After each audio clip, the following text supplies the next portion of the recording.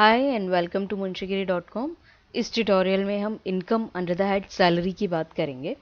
Salary का जो head of income है वो 5 हेड्स में से एक हेड है। ठीक है, बाकी के 4 हेड्स कौन से हैं? House property, profit and gains of business and profession, capital gains and other sources. तो मेजरली सैलरी का जो हेड है वो कौन से सेक्शंस के अंडर कवर है? Sections 15 to 17 of income tax act. तो इसको हम अच्छा डिटेल के अंदर सैलरी वाले चैप्टर को करेंगे। तो सबसे पहले तो इसके अंदर कवर क्या होगा? देखिए, कोई भी पेमेंट एम्प्लॉयर अपने एम्प्लॉय को करेगा, किस चीज़ के लिए?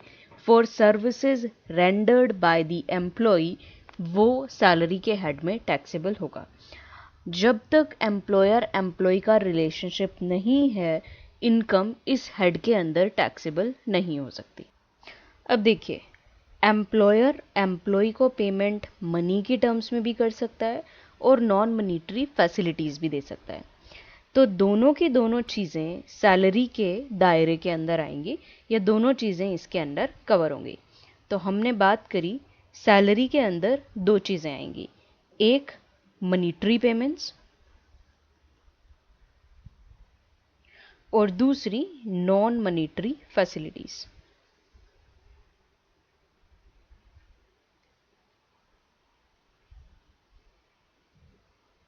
ठीक है, तो मनी टर्म्स के अंदर क्या क्या आएगा? जैसे बेसिक सैलरी दे रहा है एम्प्लॉयर, डियरनेस अलावेंस दे दिया, कमीशन दे दिया, सपोज बोनस पे कर रहा है एम्प्लॉय को, या फिर अलावेंसेस पे किए, तो ये सारे मनीटरी पेमेंट्स के अंदर आ जाएंगे जो आपका सैलरी का पार्ट बनेंगे। प्लस अगर कोई non monetary facilities employer they रहा है एम्प्लॉय को, तो वो भी सैलरी का पार्ट बनेगा। नॉन मनीटरी फैसिलिटीज़ जैसे कि मान लो हाउसिंग अकोमोडेशन प्रोवाइड कर दी, या मेडिकल फैसिलिटीज़ प्रोवाइड कर रहा है एम्प्लॉयर। इन सारे कंपोनेंट्स को हम एक एक करके डिटेल में भी पढ़ेंगे। अभी सिर्फ देख रहे हैं कि सैलरी के अंदर क्या क्या आएगा। सपोज कोई इंटरेस्ट फ्री लोन दे रहा है एम्प्लॉयर एम्प्लॉय को, ठीक है, तो मेनली सैलरी के अंदर मनीटरी पेमेंट्स भी कवर होंगे और नॉन मनीटरी फैसिलिटीज़ अगर एम्प्लॉयर कोई दे रहा है एम्प्लॉय को, तो वो भी इसके अंदर कवर होंगे। अब कुछ इंपॉर्टेंट चीज़ें देखते हैं। पहला आता है एम्प्लॉयर एम्प्लॉय रिलेशनशिप।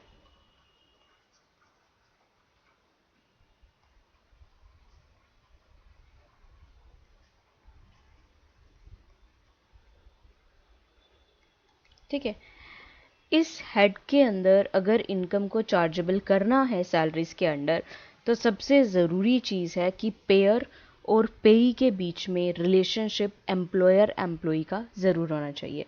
अगर एम्प्लॉयर एम्प्लॉय का रिलेशनशिप नहीं है तो इस हेड के अंदर, सैलरी हेड के अंदर इनकम टैक्सेबल नहीं होगी। दूसरा पॉइंट इसमें आता है फुल टाइम और पार्ट टाइम एम्प्लॉयमेंट।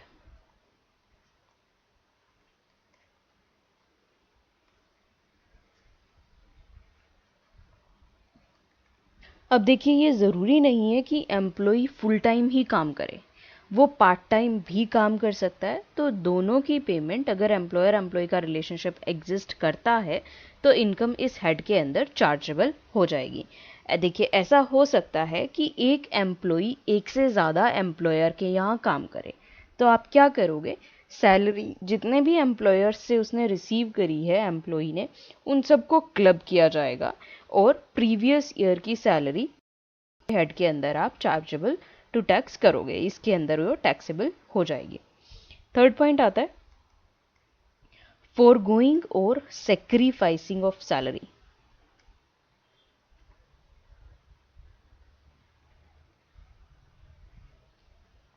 अब ये पॉइंट इंपॉर्टेंट है।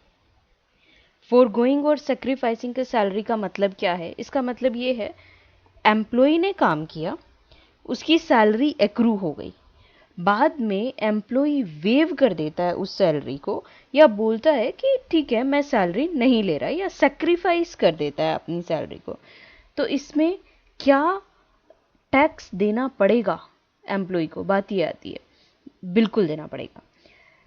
एक बार सैलरी एक्रू हो गई, उसके बाद एम्प्लॉई उसके साथ क्या करता है, वेव करवाता है, यूटिलाइज करता है, क्या करता है, वो उस सैलरी का सिर्फ एप्लीकेशन है। दैट वेवर या sacrifice of salary made by the employee towards the employer is only an application of money, and इसी वजह से ये चार्जेबल टू टैक्स हो गए। अब इसके बाद एक और टर्म हम करते हैं, वो है सरेंडर ऑफ सैलरी। देखो दोनों के अंदर फर्क है, फोरगोइंग ऑफ सैलरी के अंदर और सरेंडर ऑफ सैलरी के अंदर। सरेंडर ऑफ सैलरी का मतलब है एम्प्लॉई जो अपनी सैलरी सरेंडर कर रहा है वो सेंट्रल गवर्नमेंट को कर रहा है। और कौन से सेक्शन के under? Section 2 of voluntary surrender of salaries act 1961। अगर सैलरी इस एक्ट के अंडर सरेंडर करी है एम्प्लॉय ने टू द सेंट्रल गवर्नमेंट, तो ये सैलरी जो है, this salary will be exempt from tax, exempt from tax या exempt while computing his taxable income. ये जो है ये टैक्सेबल होगी। ठीक है, तो दोनों के अंदर फर्क है। यहाँ पे वो सरेंडर इस एक्ट के अंदर नहीं कर रहा है, यहाँ पे सरेंडर जो कर रहा है एम्प्लॉय सैलरी वो सेंट्रल गवर्नमेंट को सरेंडर कर रहा है, पहली बात। और दूसरी बात, एक्ट के तहत सरेंडर कर रहा है। कौन सा act? Voluntary surrender of salaries act के अंदर वो सैलरी को सरेंडर कर रहा है, तो ये एग्जम्प्ट हो जाएगी और ये टैक्सेबल हो जाएगी। आगे आते हैं, नेक्स्ट पॉइंट देखते हैं, सैलरी पेड टैक्स फ्री।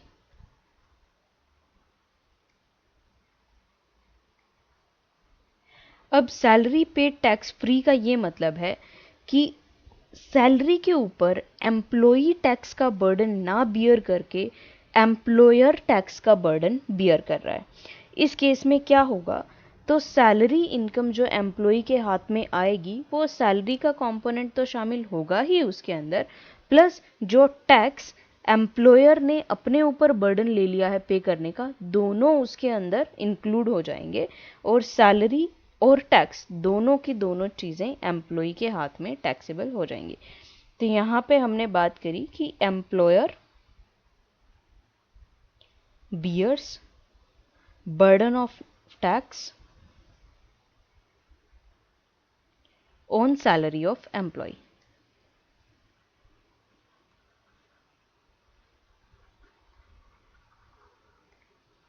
ठीक है, तो इस केस में क्या होगा?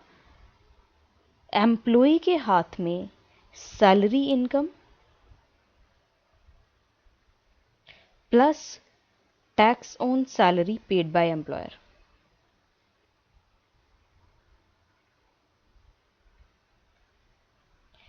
एम्प्लॉय को इन दोनों के ऊपर टैक्स देना पड़ेगा। This will be taxable in the hands of employee. ठीक है, तो ये इंपॉर्टेंट पॉइंट है इसके अंदर कि एम्प्लॉयर एम्प्लॉय की सैलरी का टैक्स का बियर बर्डन नहीं कर सकता, वो एम्प्लॉय ही बियर करेगा। अगर एम्प्लॉयर बर्डन बियर कर रहा है टैक्स का, तो सैलरी प्लस टैक्स जितना भी एम्प्लॉयर ने बियर किया वो दोनों को मिला के सैलरी के हेड में टैक्सेबल हो जाएगा इन दी हैंड्स ऑफ एम्प्लॉय। ठीक है, 6 पॉइंट देखते हैं, यह है रिलेटेड टू वॉलंटरी पेमेंट्स। देखिए, अब एम्प्लॉयर चाहे किसी कॉन्ट्रैक्ट के तहत पेमेंट करे या वॉलंटरी पेमेंट करे, दोनों ही एम्प्लॉय के हाथ में सैलरी माने जाएंगे। अब इसके अंदर एक चीज़ देखते हैं, आपने देखा होगा ऑर्गेनाइजेशंस के अंदर नॉर्मली एम्प्लॉयर्स पर्सनल गिफ्ट या टेस्टिमोनियल्स जो हैं एम्प्लॉयज़ को देते रहते हैं। तो क्या वो गिफ्ट्स और टेस्टिमोनियल्स जो एम्प्लॉयज़ को दिए, क्या वो एम्प्लॉय के हाथ में टैक्सेबल होंगे या वो एम्प्लॉय के हाथ में टैक्सेबल नहीं होंगे? अब हम ये देखते हैं, एग्जाम्पल लेके चलते हैं। जैसे कि मान लो एक ऑर्गेनाइजेशन में पॉलिसी है कि जो भी एम्प्लॉयज़ 20 साल की सर्विस कंप्लीट कर लेते हैं उनको रिस्ट वॉच दी जाएगी। अब बात ये आती है कि ये जो वैल्यू है वॉच की, क्या वो एम्प्लॉय के हैंड्स में टैक्सेबल होगी या नहीं होगी? ठीक है। कोर्ट्स का इसके अंदर ये व्यू है कि ऐसे गिफ्ट्स टैक्सेबल नहीं होंगे, बट इम्पोर्टेंट बात जो यहाँ पे ध्यान रखने वाली है वो ये है कि ये जो गिफ्ट की स्कीम है ये इन जनरल सभी एम्प्लॉयज़ के ऊपर लागू हो रही है और प्योरली सेलेक्टिव बेसिस के ऊपर गिफ्ट्स नहीं दिए जा रहे। अगर प्योरली सेलेक्टिव बेसिस के ऊपर गिफ्ट्स दिए जा रहे हैं तो वो एम्प्लॉय के हाथ में या रेसिपिएंट के हाथ में टैक्सेबल हो जाएंगे। हाउएवर एक जनरल पॉलिसी है ऑर्गेनाइजेशन के अंदर सभी को गिफ्ट देने की, तो फिर वो टैक्सेबल नहीं होगा। आगे हम बात करते हैं chargeability of salary in relevant previous year या चार्ज ऑफ सैलरी, जिसका जिक्र जो है आपका सेक्शन 15 के अंदर किया गया है। तो इसमें आप क्या पढ़ोगे कि सैलरी किस बेसिस के ऊपर टैक्सेबल की जाती है वो हम इस सेक्शन के अंदर पढ़ेंगे। तो salary is taxable on due or receipt whichever falls earlier. Due or receipt whichever falls earlier. ठीक है, चाहे पहले ड्यू हो जाए या पहले रिसीव हो जाए तो सैलरी आपकी टैक्सेबल हो जाएगी। तो अब देखिए, अगर प्रीवियस ईयर के अंदर सैलरी ड्यू हो गई और रिसीव नहीं हुई तो भी वो ड्यू बेसिस के ऊपर टैक्सेबल हो जाएगी। या फिर अगर प्रीवियस ईयर के अंदर सैलरी रिसीव हो गई बट ड्यू नहीं हुई, जैसे कि आपने एडवांस में सैलरी ले ली, अभी ड्यू तो नहीं हुई है बट अगेन रिसीव ज़रूर कर ली है सैलरी, तो वो भी रिसीट बेसिस के ऊपर टैक्सेबल हो जाएगी। एक और पॉइंट इसके अंदर टेकअप करते हैं हम एरियर्स ऑफ सैलरी का। तो 2 पॉइंट्स पहले जो हमने किए वो salary due in previous year is taxable even if it is not received,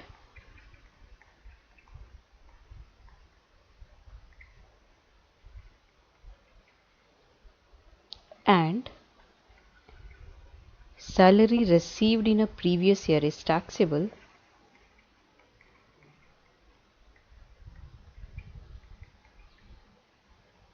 even if it is not due.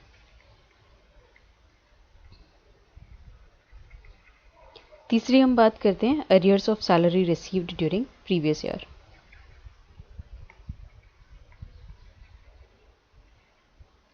Received during current previous year. ठीक है, आपको अरियर्स ऑफ सैलरी रिसीव हुआ है, अगर वो प्रीवियस ईयर में टैक्सेबल नहीं हुआ, दैट इज़ जिस ईयर से बिलोंग करता था उस ईयर में अगर वो टैक्सेबल नहीं हुआ है तो जिस ईयर में वो रिसीव हो रहा है अरियर्स ऑफ सैलरी उस ईयर में वो टैक्सेबल होगा। अब अरियर्स ऑफ सैलरी है क्या? देखिए, सैलरी किसी और प्रीवियस ईयर से बिलोंग करती है but receive current previous year में हो रही है। जैसे कि अगर आपको बैक डेट से इंक्रीमेंट मिल रही है या कोई सैलरी के अमाउंट को लेकर डिस्प्यूट चल रहा था, जो डिस्प्यूट अब सेटल हो गया, ठीक है, और उसके चलते आपको करंट प्रीवियस ईयर में पास्ट प्रीवियस ईयर की सैलरी का अमाउंट रिसीव हो रहा है, तो वो तो हुआ आपका अरियर्स ऑफ सैलरी। अब रिसीव जो हो रहा है वो करंट प्रीवियस ईयर के अंदर हो रहा है और पहले उसके ऊपर टैक्स नहीं लगा, तो करंट प्रीवियस ईयर के अंदर वो चार्जेबल टू टैक्स हो जाएगा। ठीक है, shall be chargeable to tax in current previous year.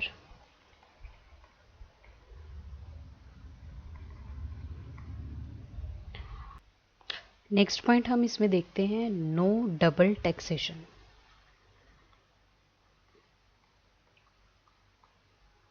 No double taxation से मतलब ये है कि एक बार अगर सैलरी ड्यू या रिसीट बेसिस के ऊपर टैक्सेबल हो गई तो दोबारा रिसीट पे या ड्यू बेसिस पे टैक्सेबल नहीं होगी।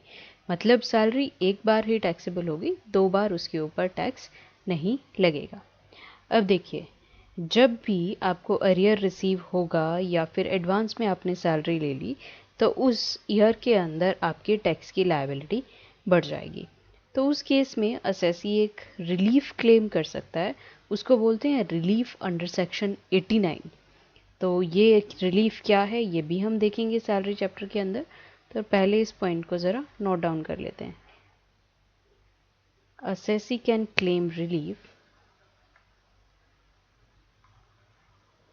under section 89(1) for arrears or advance salary.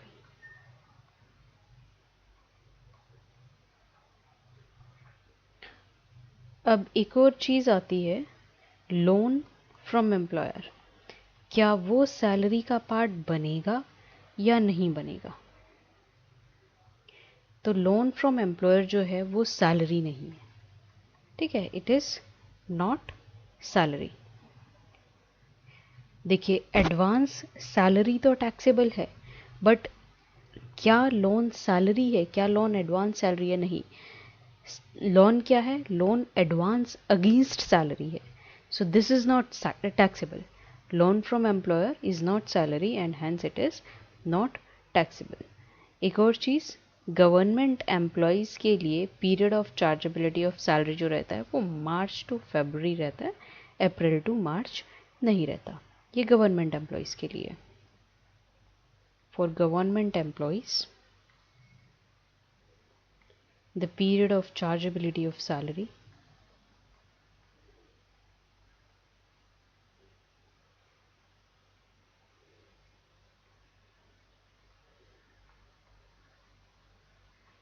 is from March to February। ठीक है, तो अगर हम असेसमेंट ईयर आपका 2017-18 की बात करें तो गवर्नमेंट एम्प्लॉयज़ के केस में कहाँ से कहाँ तक टैक्सेबल होगा? देखो प्रीवियस ईयर इसका हो गया 2016-17, so year starting from 1st March 2016 to 28th February 2017 will be chargeable as income for the assessment year 2017-18 for government employees। Next हम देखते हैं place of accrual of salary. तो सैलरी कहाँ एक्रू हो रही है, वो कौन सा प्लेस है? That is the place of employment. ठीक है, इसमें अब दो चीज़ें आती हैं। कौन सी दो चीज़ें? एक तो सर्विसेज अगर इंडिया के अंदर रेंडर हुई है, सर्विसेज रेंडर्ड इन इंडिया, और दूसरा सर्विसेज रेंडर्ड आउटसाइड इंडिया।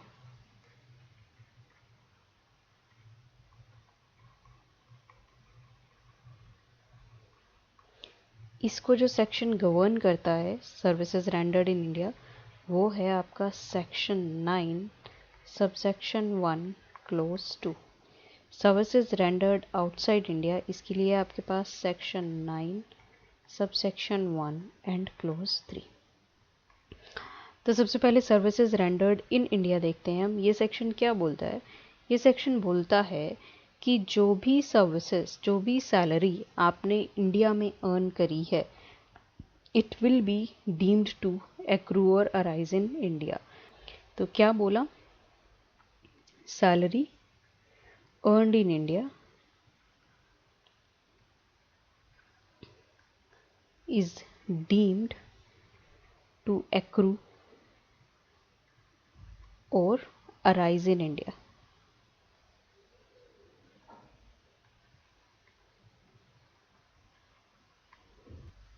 अब इस बात से फ़र्क नहीं पड़ता कि पेमेंट उसकी इंडिया के अंदर हुई है या पेमेंट इंडिया से बाहर हुई है, या फिर contract of employment in India जब ख़त्म हो गया तो अगर पेमेंट उसके बाद भी हुई है तो भी जो सैलरी इनकम जो इंडिया के अंदर अर्न करी है, it will be deemed to accrue और अराइज इन इंडिया। ठीक है, अब इसके अंदर एक और पॉइंट हम टेकअप करते हैं। देखिए बहुत सारे केसेस में आपने देखा होगा क्या होता है कि एम्प्लॉय जो है वो रिटायर हुआ और अब्रॉड सेटल हो जाते हैं, तो उस केस में क्या होता है, पेंशन एम्प्लॉय को जो मिल रही है, सपोज वो बाहर मिल रही है, ठीक है, तो उस केस में वो टैक्सेबिलिटी जो होगी इनकम की, वो इंडिया के अंदर होगी या बाहर होगी? क्वेश्चन ये उठता है। देखिए अगर एम्प्लॉय को पेंशन मिलती है इंडिया से बाहर, किस चीज़ के लिए? उन सर्विसेज के लिए जो उसने इंडिया में दी हैं। ठीक है, मेन चीज़ ये है कि सर्विस कहाँ पे दी है। अगर सर्विस इंडिया के अंदर दी है तो उसके बाद अगर वो पेंशन कहीं भी रिसीव कर रहा हो तो इस बात से फ़र्क नहीं पड़ता, वो इंडिया के अंदर ही it will be deemed to accrue और अराइज इन इंडिया ओनली। एक और केस इसके अंदर लेते हैं, जैसे लीव सैलरी है वो बाहर मिल रही है अगर इन respect of leaves earned in India, ठीक है, लीव्स इंडिया के अंदर अर्न करी थी तो वो भी डीम्ड टू एक्रू और अराइज इन इंडिया ही माना जाएगा। अब आते हैं इस सेक्शन पे, सेक्शन 9 सबसेक्शन 1 क्लोज 3। इस सेक्शन के अंदर क्या लिखा गया है, ये लिखा गया है सैलरीज जो कौन पे कर रहा है, गवर्नमेंट पे कर रही है to a citizen of India, और किस चीज़ के लिए पे कर रही है, and paying this for the services provided outside India and they will be deemed to accrue और अराइज इन इंडिया। इस सेक्शन के अंदर इतना ही लिखा हुआ है कि जो भी सैलरीज गवर्नमेंट ने पे करी, इंडियन सिटीजन को पे करी, सर्विसेज कहाँ पे प्रोवाइड करी हैं, आउटसाइड इंडिया प्रोवाइड करी हैं, they will be deemed to accrue और अराइज इन इंडिया ओनली, ठीक है। अब एक सेक्शन है सेक्शन 10(7), इसकी बात करते हैं। ये इनकम एग्जाम्प्ट फ्रॉम टैक्स के अंदर भी दोबारा आएगा ये वाला सेक्शन। देखिए ये सेक्शन क्या बोलता है, ये बोलता है कोई भी अलाउंसेस या परक्विजिट जो किसने पे करी है, गवर्नमेंट ने पे करी है, एक इंडियन सिटीजन को पे करी है, और किस चीज़ के लिए पे करी है, इंडिया से बाहर सर्विसेज को रेंडर करने के लिए ये पे करें हैं, क्या अलाउंसेस और परक्विजिट्स, वो फुल्ली एग्जाम्प्ट होंगे। तो ये इस सेक्शन के अंदर लिखा हुआ है सेक्शन 10 क्लोज 7 के अंदर, ठीक है। ये सेम चीज़ आगे रिपीट होगी आपकी इनकम्स एग्जाम्प्ट फ्रॉम टैक्स के अंदर। कुछ इलस्ट्रेशंस देखते हैं इन पॉइंट्स को अब क्लियर करने के लिए। पहली इलस्ट्रेशन है हमारे पास, mister A is an employee of ABC private limited getting a salary of ₹40,000 per month which becomes due on the last day of the month but is paid on 7th of the next month. Salary for which months will be taxable for assessment year 2017-18। अब ये है आपका assessment year 2017-18, मतलब previous year कौन सा हो गया, previous year हो गया आपका 2016-17। तो इस केस में कौन कौन से महीने की सैलरीज टैक्सेबल होगी, अप्रैल 2016 टू मार्च 2017, ठीक है, ये टैक्सेबल होगी इन दी असेसमेंट ईयर 2017-18। क्यों, क्योंकि अप्रैल 2016 की जो सैलरी है वो ड्यू कब होगी, वो 30 अप्रैल 2016 को ड्यू हो जाएगी, सेम मंथ के अंदर ड्यू हो जाएगी। तो आपके कौन कौन से महीने की सैलरीज टैक्सेबल होगी, अप्रैल 2016 टू मार्च 2017 की सैलरीज यहाँ पे टैक्सेबल होगी फॉर दी असेसमेंट ईयर 2017-18। आगे देखते हैं next illustration. In the above case, assume that the salary becomes due on 1st of next month। अब ड्यू सेम मंथ में नहीं हो रही है, अब ड्यू हो रही है नेक्स्ट मंथ की फर्स्ट डेट को, and is paid on 7th of next month। Salary for which months will be taxable for assessment year 2017-18। तो इस केस में देखो क्या होगा, इस केस में सैलरी आपकी मार्च 2016 टू फरवरी 2017 टैक्सेबल होगी for assessment year 2017-18। Simple logic है इसके पीछे, जो मार्च 2017 की सैलरी है वो ड्यू कब होगी, वो 1 अप्रैल 2017 को ड्यू होगी, मतलब वो नेक्स्ट फाइनेंशियल ईयर के अंदर चली जाएगी। सो मार्च 2016 टू फरवरी 2017 की सैलरी आपकी यहाँ पे टैक्सेबल होगी अगर सैलरी नेक्स्ट मंथ पे ड्यू हो रही है तो। नेक्स्ट इलस्ट्रेशन है हमारे पास, mister X is an employee of X limited, his salary is ₹25,000 per month। Salary becomes due on the last day of each month। In March 2016, he received salary of April and May in advance। Compute taxable amount for assessment year 2016-17 and assessment year 2017-18। तो निकालते हैं हम इसमें taxable salary पहले for assessment year 2016-17। Assessment year 2016-17 है, previous year कौन सा हो गया 2015-16। तो यहाँ पे देखो सैलरी कब ड्यू हो रही है, on the last day of each month, मतलब अप्रैल 2015 टू मार्च 2016 टैक्सेबल होगा आपका ऑन ड्यू बेसिस, और जो 2 महीने की सैलरी एडवांस में रिसीव कर ली अप्रैल एंड मई की इन मार्च 2016 only, it will be taxable on receipt basis. So April 2016 and May 2016. This will be taxable on receipt basis. ठीक है, तो आगे जब अप्रैल 2016 एंड मई 2016 की सैलरी जब ड्यू होगी तो वो ड्यू बेसिस के ऊपर टैक्सेबल नहीं होगी असेसमेंट ईयर 2017-18 के अंदर। क्यों? क्योंकि हम ऑलरेडी उसे रिसीट बेसिस पे असेसमेंट ईयर 2016-17 के अंदर टैक्सेबल कर चुके हैं। तो टैक्सेबल सैलरी कितनी निकल के आएगी? टैक्सेबल सैलरी आएगी आपकी for assessment year 2016-17 25,000 per month salary थी मल्टीप्लाइड बाय 12। तो ये तो हमने करी अप्रैल 2015 टू मार्च 2016 की, जो ड्यू बेसिस के ऊपर टैक्सेबल करी है।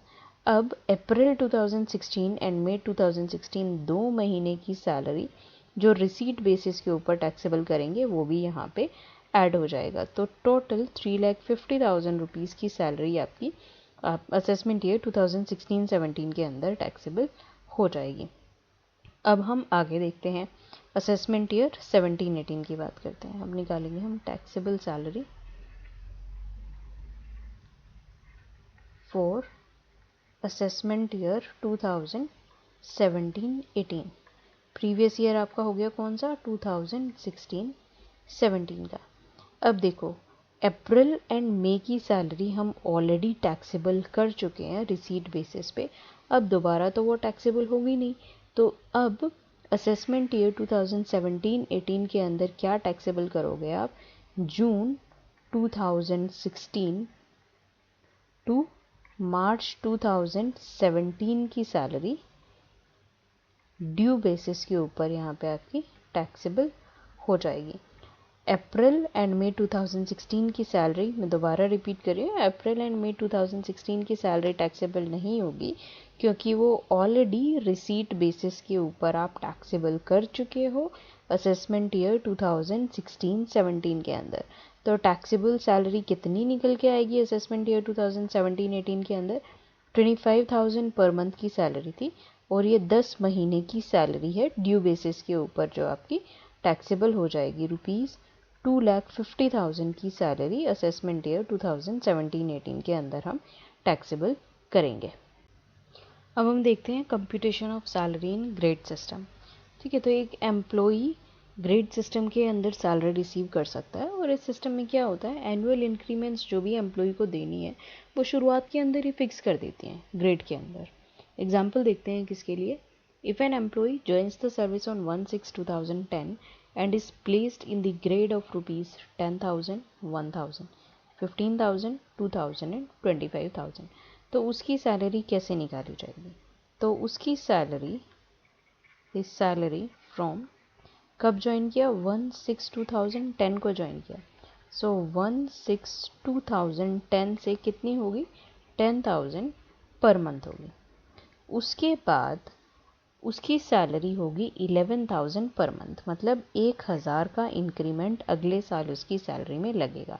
कब से? With effect from 31/5/2011।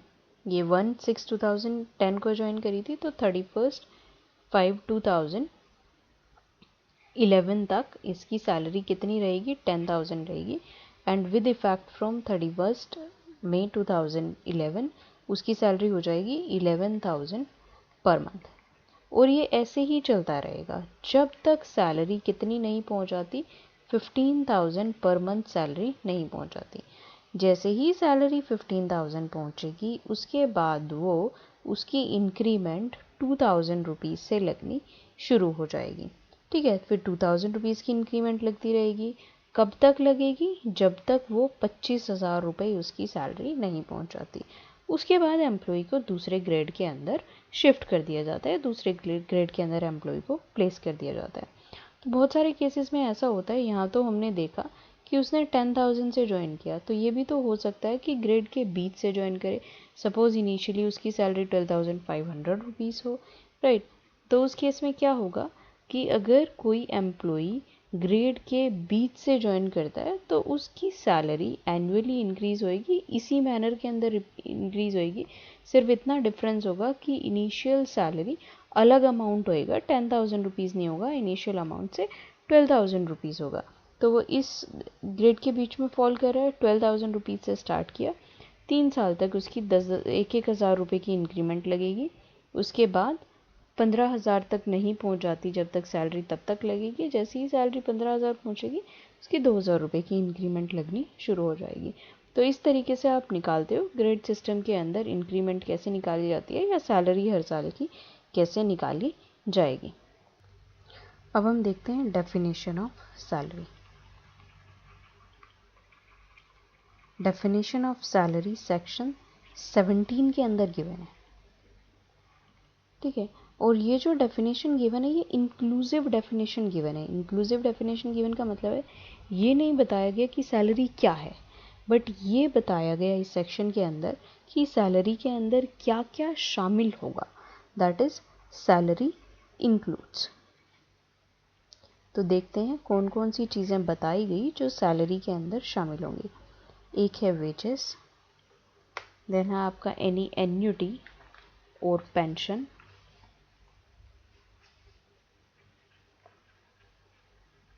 Gratuity,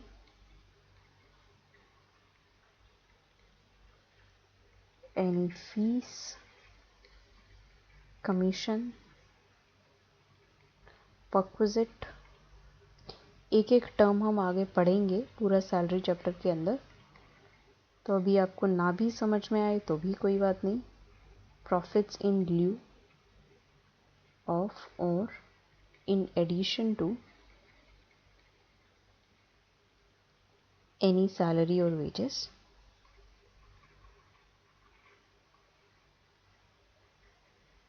any advance salary,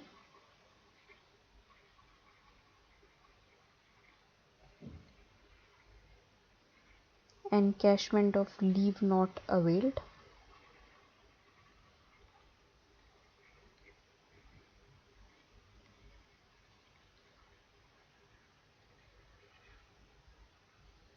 interest earned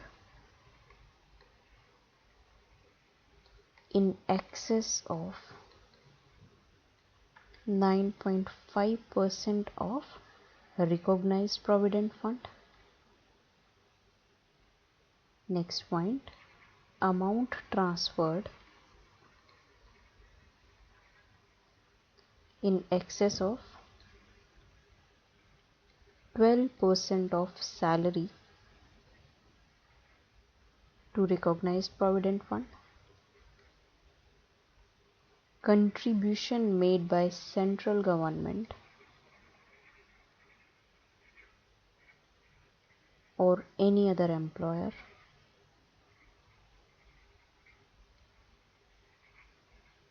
This is with effect from assessment year 2008-9 in the previous year to account of employee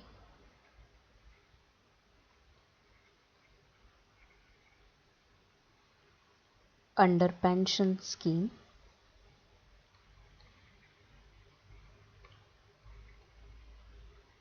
under section 80 CCD and money embezzled by the employee constitutes his income.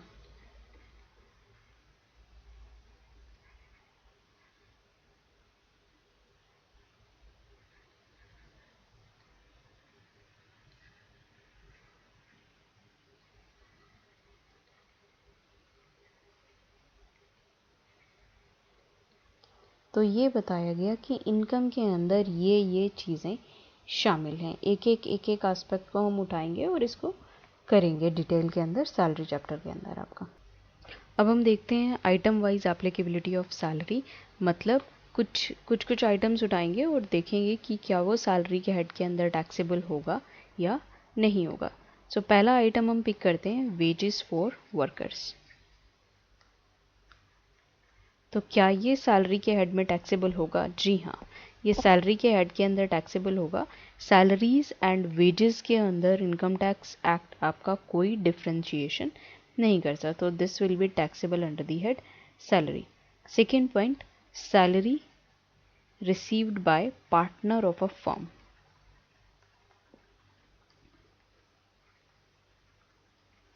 Firm का partner है उसको salary receive हो रही है, क्या वो salary के head के अंदर टैक्सेबल होगा? जी नहीं, क्योंकि पार्टनर कंपनी का या एंटिटी का, फर्म का एम्प्लॉई नहीं है, इसलिए वो उसके हैंड्स में एज अ सैलरी टैक्सेबल नहीं होगा। ये जो रेम्युनरेशन पार्टनर रिसीव कर रहा है फर्म से, it will be the business income of the partner, और ये सैलरी के हेड में टैक्सेबल नहीं होगा। तीसरा देखते हैं डायरेक्टर फीस।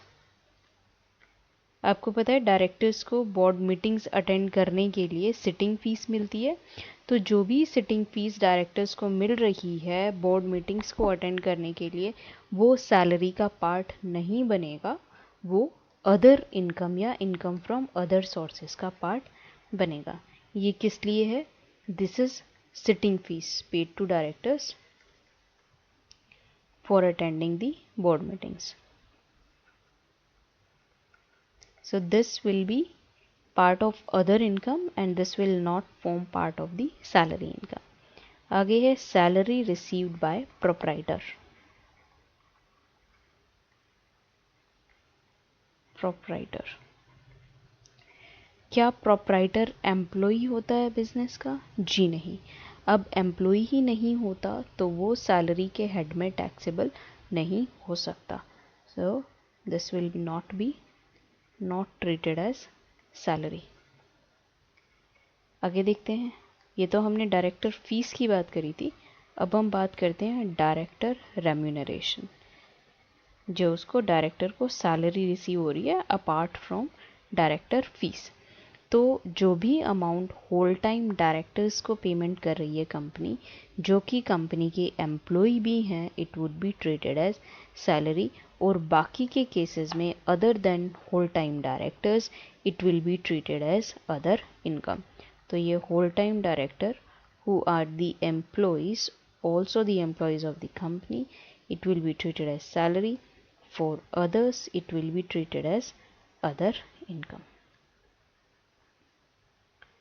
और देखते हैं 6th पॉइंट टेकअप करते हैं अब हम, पेंशन टू रिटायर्ड एम्प्लॉयज।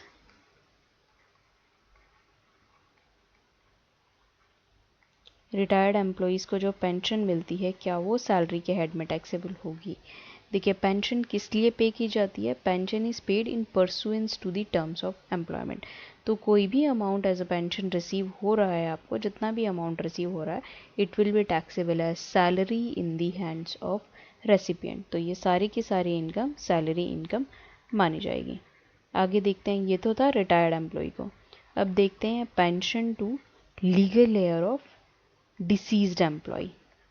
तो क्या लीगल हेयर के हैंड्स में जो पेंशन रिसीव हो रही है, क्या वो सैलरी की इनकम मानी जाएगी? तो जो भी अमाउंट रिसीव हो रहा है डिसीज्ड एम्प्लॉय को, ठीक है, वो who is not an employee of the organization would be considered as income from other sources and not as income from salary. क्यों? क्योंकि लीगल हेयर को रिसीव हो रहा है, legal heir is not the employee of the organization, so this will be income from other sources and not as income from salary. Next is remuneration paid to teacher.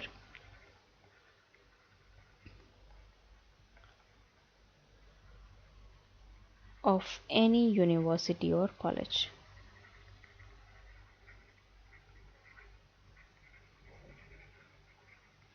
तो ठीक है, जो भी remuneration receive हो रहा है, ये साफ साफ पता चल रहा है कि वो सैलरी का ही पार्ट बनेगा, मतलब वो सैलरी ही है। अच्छा, अब एक चीज़ आती है, क्या एम्प्लॉयमेंट पेपर चेकिंग के लिए प्रोवाइड करता है, कि कंडीशन को प्रोवाइड करता है या नहीं करता? अगर एम्प्लॉयमेंट के अंदर साफ साफ लिखा हुआ है कि पेपर चेक भी करेगा टीचर जो है या जो भी आपका फैकल्टी है, तो वो पैसा जो मिला पेपर चेक करने के लिए वो सैलरी इनकम होगा। अगर ऐसी कोई कंडीशन एम्प्लॉयमेंट के अंदर नहीं थी, तो जो भी इनकम पेपर चेकिंग से रिसीव होगी that will be income from other sources या अदर इनकम के अंदर वो आपकी काउंट की जाएगी। पर पढ़ाने के लिए जो पैसे मिलेंगे, जो भी सैलरी मिलेगी, वो आपकी सैलरी इनकम के अंदर ही जाएगी। और जो है आपका पेपर चेक करने की जो फीस है वो डिपेंड करेगा कि एम्प्लॉयमेंट के कॉन्ट्रैक्ट के अंदर या क्या कंडीशंस उसके अंदर ले डाउन की गई थी, उसके ऊपर वो ये डिपेंड करेगा। नेक्स्ट देखते हैं voluntary retirement payment.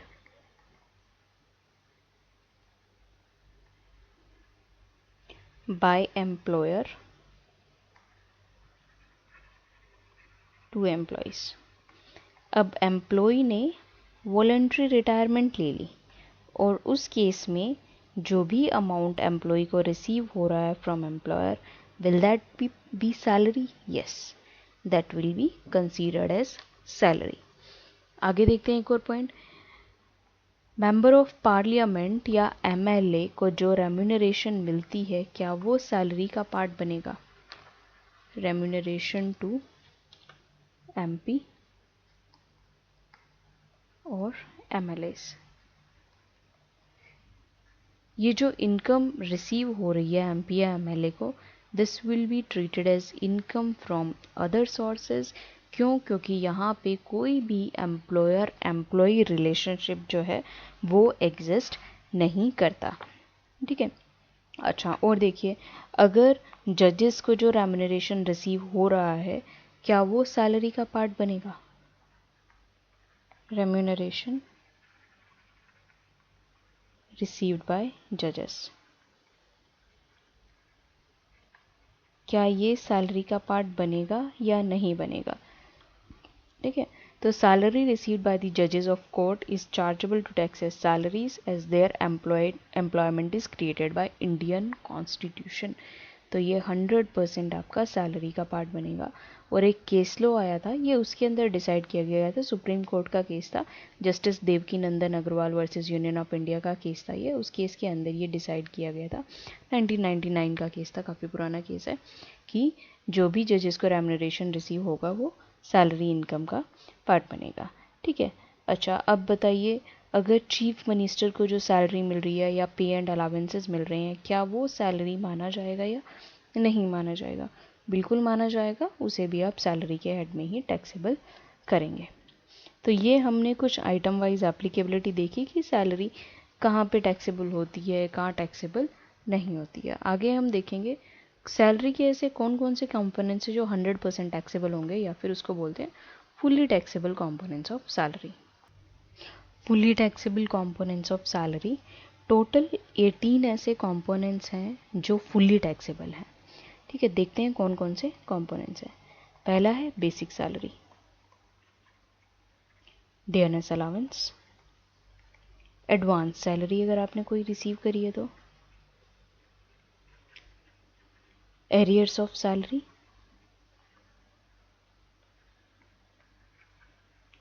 City compensatory allowance,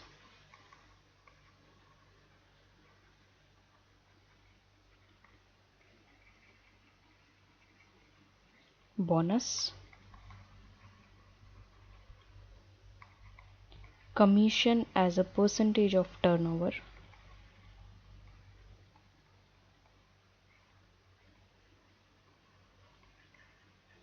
fixed medical allowance,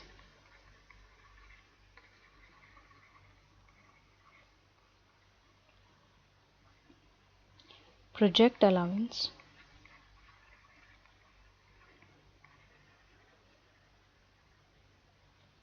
fees, lunch or tiffin allowance,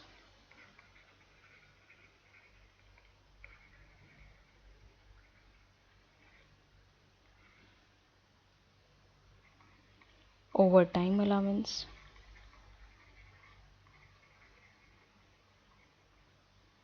servant allowance,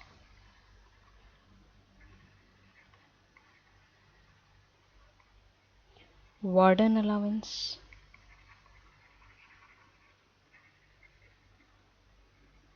non-practicing allowance,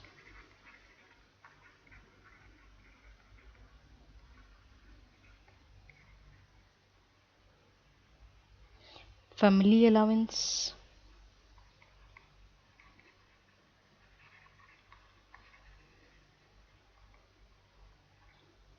leave encashment during service,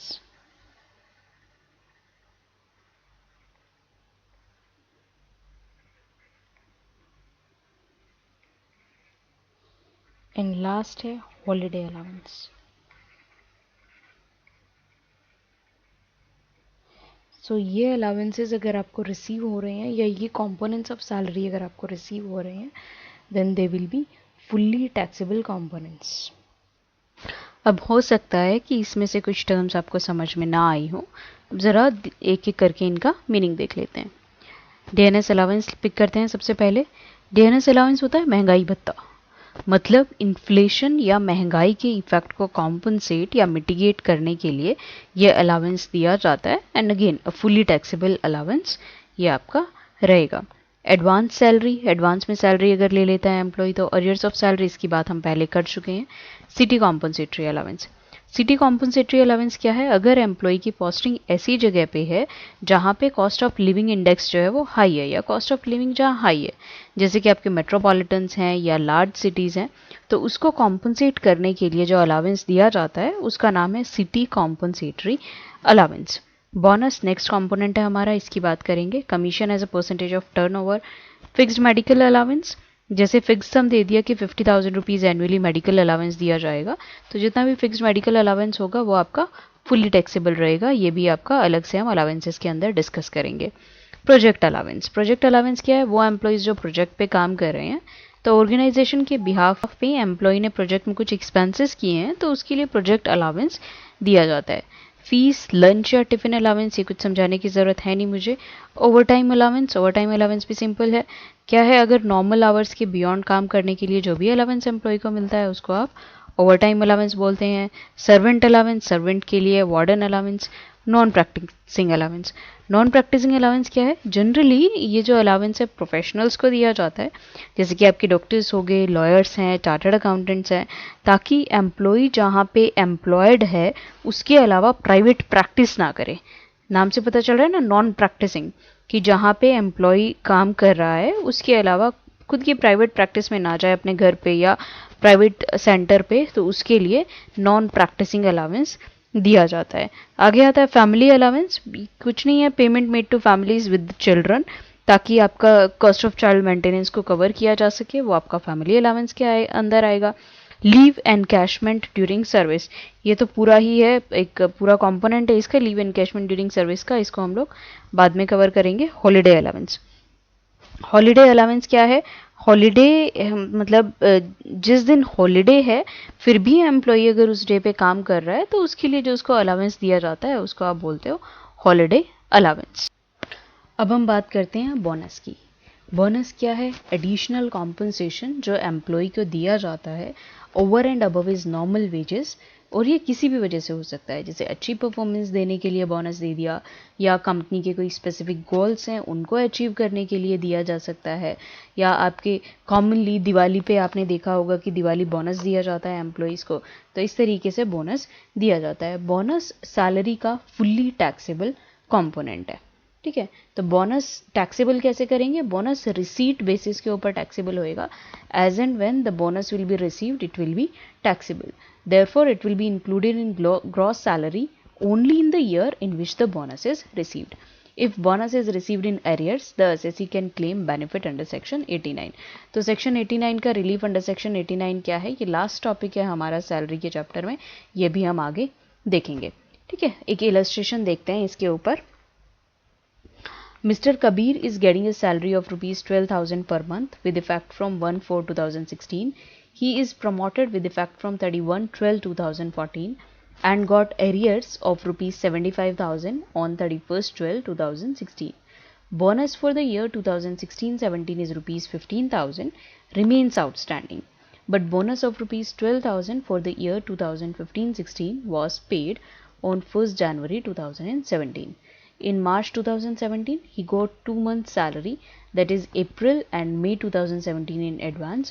Compute the gross salary for the previous year 2016 and 17. तो हम इसमें gross salary निकालते हैं। Computation of gross salary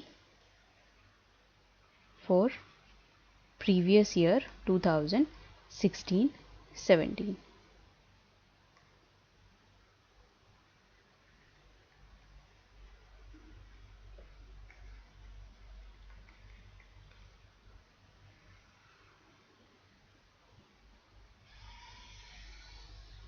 आइए देखो, mister Kabir is getting a salary of 12,000 per month with effect from 1/4/2016. He is promoted with effect from 1/12/2014 and got arrears 75,000 on 31/12/2016. Arrears की हमने बात करी थी. एरियर्स ऑफ सैलरी जब जिस भी प्रीवियस ईयर के अंदर रिसीव होंगे वो उसी प्रीवियस ईयर के अंदर टैक्सेबल हो जाएंगे. 31/12/2016. तो 16-17 प्रीवियस ईयर के अंदर ही रिसीव हो रहे हैं तो तब ये आपके टैक्सेबल हो जाएंगे. ठीक है, तो सबसे पहले तो आपकी बेसिक सैलरी है. बेसिक सैलरी कितनी है? 12,000 per month multiplied bye 12 months. तो 1,44,000 है बेसिक सैलरी. ऐड करो इसके अंदर एरियर्स ऑफ सैलरी जो रिसीव हुए हैं कितने? 75,000 के. आगे चलते हैं. Bonus for the year 2016-17 is ₹15,000 and remains outstanding. Bonus की अभी हमने बात करी थी कि बोनस रिसीट बेसिस के ऊपर आपका टैक्सेबल होगा. तो अभी आउटस्टैंडिंग है, रिसीव नहीं हुआ है 2016-17 प्रीवियस ईयर का, तो क्या करेंगे? इसको हम ऐड नहीं करेंगे. सो this is bonus for year 2016-17. This is receivable and not received, right? So this will be nil. Further, bonus of 12,000 for the year 2015-16 was paid on 1st January 2017. तो ये जो बोनस रिसीव हुआ है previous year 2015-16 का, इसको ज़रूर add करेंगे. Bonus for year 2015-16. This is received 12,000. और देखते हैं. In March 2017 he got 2 months salary, that is April and May 2017 in advance. Salary is taxable on due or receipt basis whichever is earlier.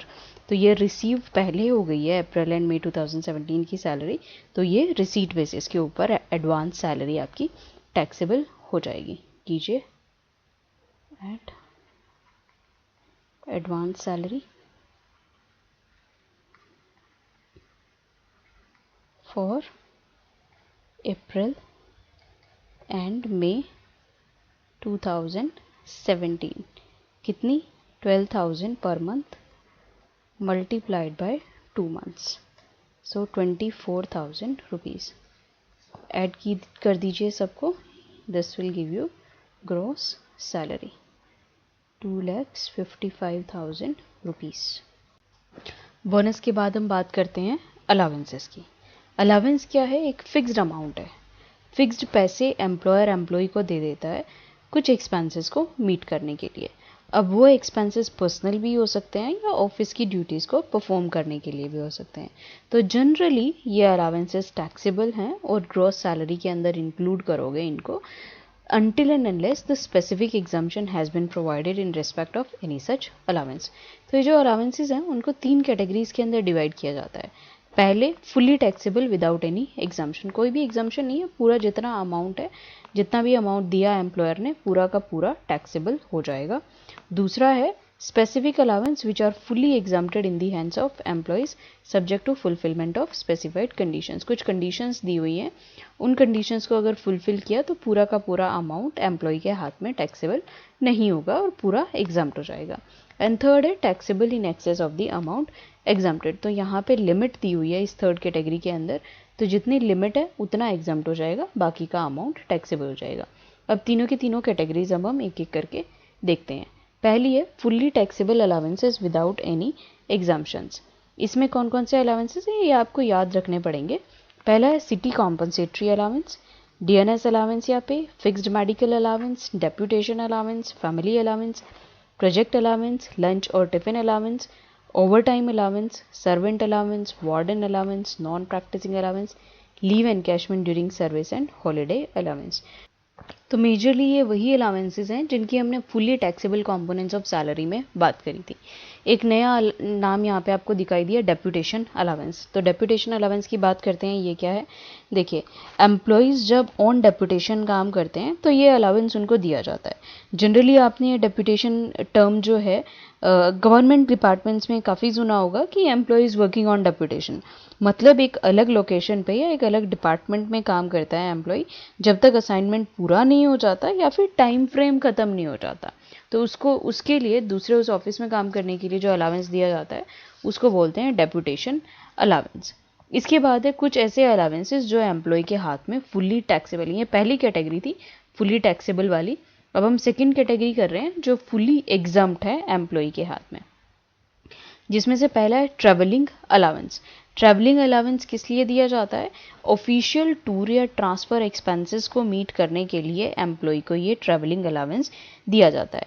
और क्या condition fulfil करनी पड़ेगी full exemption को claim करने के लिए कि सारा का सारा अमाउंट जो एम्प्लॉयर ने दिया एम्प्लॉय को वो ऑफिशियल टूर पे या ट्रांसफ़र एक्सपेंसेस के ऊपर इनकर किया तो ये फुल्ली एग्जम्प्ट हो जाएगा, अदरवाइज ये टैक्सेबल हो जाएगा। ठीक है। कॉस्ट ऑफ ट्रैवल और transfer includes payments for transfer, packing and transportation of personal effects. Second है डेली अलाउंस। ऑफिस टूर पे या ट्रांसफ़र के टाइम पे डेली एक्सपेंसेस को मीट करने के लिए जो अलाउंस दिया जाता है उसे बोलते हैं डेली अलाउंस। जितना भी अमाउंट एम्प्लॉय ने स्पेंड किया डेली अलाउंस पे या डेली चार्जेस को मीट करने के लिए वो एग्जम्प्ट हो जाएगा, बाकी का अमाउंट टैक्सेबल हो जाएगा। नेक्स्ट है conveyance allowance. Should be used by employee to meet the expenditure on conveyance in performance of official duties. तो जितना अमाउंट स्पेंड किया दैट इज एग्जम्प्ट एंड बाकी बचा हुआ amount taxable. Conveyance allowance should be used by employee to meet the expenditure on conveyance in performance of official duties. Helper allowance should be used by an employee to meet an expenditure on a helper who assists him in performance of official duties. तो देखिए यहाँ पे personal duties नहीं है, ये official duties है। Academic allowance, academic research या training pursuits को परस्यू करने के लिए जो भी अलाउंस दिया जाता है वो आपका अकेडमिक अलाउंस है। जितना अमाउंट यूज़ किया वो एग्जम्प्ट, बाकी का टैक्सेबल। यूनिफॉर्म अलाउंस, ऑफिस के लिए यूनिफॉर्म परचेज करने के लिए या फिर मेंटेनिंग ऑफिस यूनिफॉर्म, उसके लिए ऑफिशियल ड्यूटीज़ के लिए जो भी अमाउंट स्पेंड किया एम्प्लॉय ने वो एग्जम्प्ट, बाकी टैक्सेबल।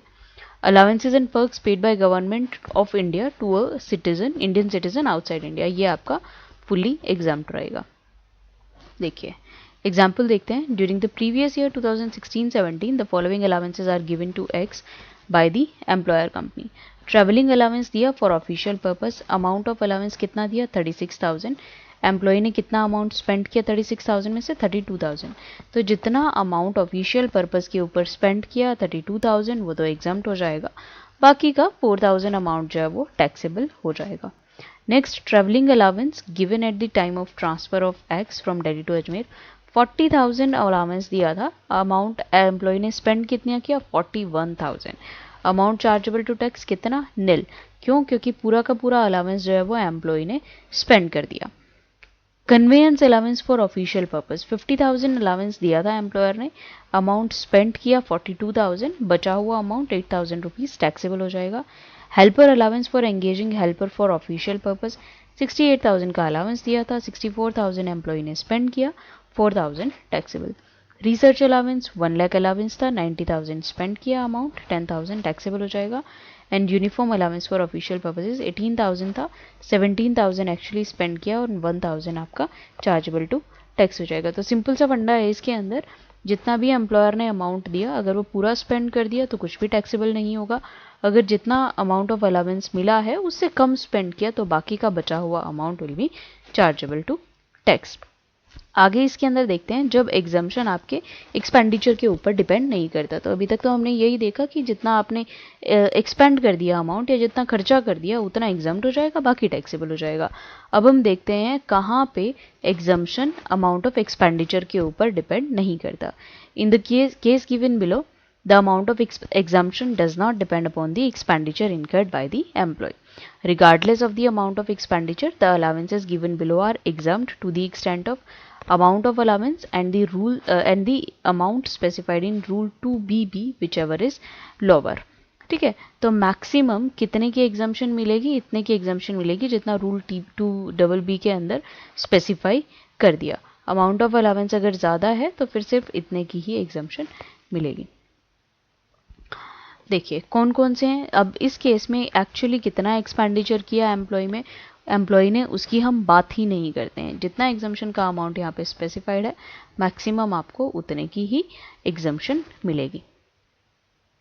आइए, पहला है स्पेशल कॉम्पनसेटरी या हिल एरिया अलाउंस। ये उन एम्प्लॉयज़ को दिया जाता है वो बेसिकली जो हिली एरियाज़ के अंदर काम कर रहे हैं या अनकंजीनियल क्लाइमेट है या स्नो बाउंड एरिया में अवलांचे अलाउंस ये इसको आप बोलते हो, तो ये अलाउंस उनको दिया जाता है। कितना अमाउंट मैक्सिमम एग्जाम्प्ट होगा, it varies from 300 per month to 7000 per month depending on the area. Border area allowance, difficult areas में या बॉर्डर एरिया के अंदर जो एम्प्लॉयज़ या डिस्टर्ब्ड एरिया के अंदर जो एम्प्लॉयज़ काम कर रहे हैं उनको ये अलाउंस दिया जाता है। Again 200 per month to 1300 per month के बीच में ये अमाउंट वेरी करेगा। नेक्स्ट है ट्राइबल एरिया या स्केड्यूल्ड एरिया अलाउंस। कौन कौन से एरियाज़ के अंदर सबसे पहले तो ये अलाउंस दिया जाता है। Madhya Pradesh, Tamil Nadu, Uttar Pradesh, Karnataka, Tripura, Assam, West Bengal, Bihar and Odisha. Amount कितना है 200 पर मंथ। कितना मैक्सिमम एग्जाम्प्ट होगा 200 पर मंथ। सपोज अगर एम्प्लॉयर ने 400 per month tribal area allowance दे रहा है तो मैक्सिमम अमाउंट कितना एग्जाम्प्ट होगा, the amount paid by the employer 400 per month or 200 per month whichever is lower. So this is the maximum amount which will be exempt. ठीक है, आगे देखते हैं अलाउंस फॉर ट्रांसपोर्ट एम्प्लॉयज़। ये किन employees को दिया जाता है, वो एम्प्लॉयज़ जो ट्रांसपोर्ट सिस्टम के अंदर काम कर रहे हैं, बसेस चला रहे हैं। ठीक है, तो उनको ये आपका अलाउंस दिया जाता है। किस लिए दिया जाता है, ड्यूटी के टाइम पे, ड्यूटी परफॉर्म करते टाइम पे जो भी उनके पर्सनल एक्सपेंडिचर जो होंगे उनको मीट करने के लिए ये अलाउंस दिया जाता है। तो देखिए, it is an allowance granted to an employee working in any transport system to meet his personal expenditure during his duty performed in the course of running of such transport from one place to another place, provided that such employee is not in receipt of daily allowance। तो ऐसे employ को ये ensure करना पड़ेगा पहले कि उसको daily allowance नहीं मिल रहा है। अमाउंट ऑफ एग्जाम्पशन कितनी है, 70% ऑफ द अलाउंस रिसीव्ड, जितना भी अमाउंट रिसीव किया, और 10,000 पर month whichever is lower, तो इतनी इसकी एग्जाम्पशन मिलेगी। चिल्ड्रन एजुकेशन अलाउंस, बच्चों की एजुकेशन के लिए ये अलाउंस दिया जाता है। कितना एग्जाम्प्ट है, 100 रुपये पर महीने per child and maximum up to a maximum of 2 children. Hostel expenditure allowance, बच्चों को हॉस्टल के एक्सपेंडिचर को बियर करने के लिए चिल्ड्रन के ये अलाउंस दिया जाता है। Maximum exempt is 300 per month per child up to a maximum of 2 children. Compensatory field area allowance, if this exemption is taken, the same employee cannot claim any exemption in respect of border area allowance mentioned above। तो या तो border area allowance मिलेगा या फिर compensatory field area allowance, इन दोनों में से एक की ही exemption claim की जा सकती है, दोनों की exemption claim नहीं की जा सकती। exemption 2600 पर मंथ आपका कुछ केसेस के अंदर ये मिलता है। ट्रांसपोर्ट अलाउंस, ट्रांसपोर्ट अलाउंस दिया जाता है घर से ऑफिस तक कम्यूट करने के लिए, from the place of residence to the place of duty commute करने के लिए जो अलाउंस दिया जाता है उसको बोलते हो आप ट्रांसपोर्ट अलाउंस। आपका कितना एग्जाम्प्ट है 800 पर मंथ और हैंडीकैप्ड पर्सन के लिए एग्जाम्पशन है 1600 पर मंथ की। अंडरग्राउंड एरिया अलाउंस या अंडरग्राउंड अलाउंस किसको दिया जाता है, जो भी एम्प्लॉयज़ अनकंजीनियल या अननेचुरल क्लाइमेट अंडरग्राउंड माइंस के अंदर जो काम कर रहे हैं उनको ये अंडरग्राउंड अलाउंस दिया जाता है। 800 पर मंथ की इसकी एग्जाम्पशन है। High altitude allowance, armed forces के जो मेंबर्स हैं हाई एल्टीट्यूड एरियाज़ के अंदर ऑपरेट कर रहे हैं उनको ये अलाउंस दिया जाता है। कितना एग्जाम्प्ट है 1060 पर मंथ। कितने एल्टीट्यूड के लिए, 9000 टू 15000 फीट के एल्टीट्यूड के लिए। अगर उसके ऊपर के एल्टीट्यूड के ऊपर अगर काम कर रहे हैं तो 1600 पर मंथ का अमाउंट एग्जाम्प्ट हो जाएगा। अब हम सैलरी के कुछ ऐसे आइटम्स देखते हैं जहाँ पे एग्जाम्पशन सब्जेक्ट टू कंडीशंस मिलेगी। तो इसमें पहला हम कवर करते हैं लीव ट्रेवल असिस्टेंस। तो देखते हैं किन किन कंडीशंस को फुलफिल करना पड़ेगा लीव ट्रेवल असिस्टेंस का बेनिफिट उठाने के लिए। कोई भी इंडिविजुअल लीव ट्रेवल असिस्टेंस का बेनिफिट उठा सकता है जो उसका एम्प्लॉय ऑफर करता है। कितना, 4 साल के अंदर 2 बार, ठीक है, twice in a block of 4 years. तो प्रेजेंट ब्लॉक जो चल रहा है वो कौन सा है, 2014 to 2017 calendar years, assessment year 2017-18 के लिए। LTA may be provided by the employer to the family to the employee and his family। तो अगर सर्विस में है एम्प्लॉय तो भी इसका बेनिफिट अवेल कर सकता है, या फिर रिटायरमेंट के बाद या टर्मिनेशन ऑफ सर्विस के बाद भी LTA का बेनिफिट क्लेम किया जा सकता है। LTA टैक्सेबल कब होगा? देखिए, अमाउंट दिया एम्प्लॉयर ने, बिना जर्नी परफॉर्म किए पूरा का पूरा अमाउंट एम्प्लॉय ने एनकैश करा लिया, ठीक है, जर्नी परफॉर्म नहीं हुई, तो वो पूरा अमाउंट जितना भी एम्प्लॉयर ने एम्प्लॉय को दिया वो पूरा का पूरा टैक्सेबल हो जाएगा। अगर फेयर के अलावा, देखो लीव ट्रेवल असिस्टेंस है, तो ट्रैवलिंग के अलावा कोई भी रहने के लिए, लॉजिंग के लिए, बोर्डिंग के लिए जो भी एक्सपेंसेस एम्प्लॉयर ने रिम्बर्स किए हैं वो भी पूरा का पूरा अमाउंट टैक्सेबल हो जाएगा। तो क्या टैक्सेबल नहीं होगा? जर्नी परफॉर्म अगर करी तब, और जितना भी ट्रैवलिंग का खर्चा है वो आपका टैक्सेबल नहीं होगा। अगर cost of travelling shortest route के अलावा किसी और रूट के लिए प्रोवाइड करी गई है, जितना भी एम्प्लॉयर ने अमाउंट रिसीव किया इन excess of the cost of travelling on shortest route, that will be taxable. अब LTA के लिए फैमिली का क्या मतलब है ये देखते हैं। तो सपोज ये इंडिविजुअल है, ठीक है, इस इंडिविजुअल का स्पाउस, इंडिविजुअल के चिल्ड्रन, स्पाउस और चिल्ड्रन चाहे डिपेंडेंट हो इंडिविजुअल के ऊपर या एम्प्लॉय के ऊपर या ना हो, ठीक है, दोनों ही फैमिली के अंदर आएंगे, स्पाउस भी और चिल्ड्रन भी। इसके अलावा इंडिविजुअल के पेरेंट्स, ठीक है, ब्रदर्स सिस्टर्स,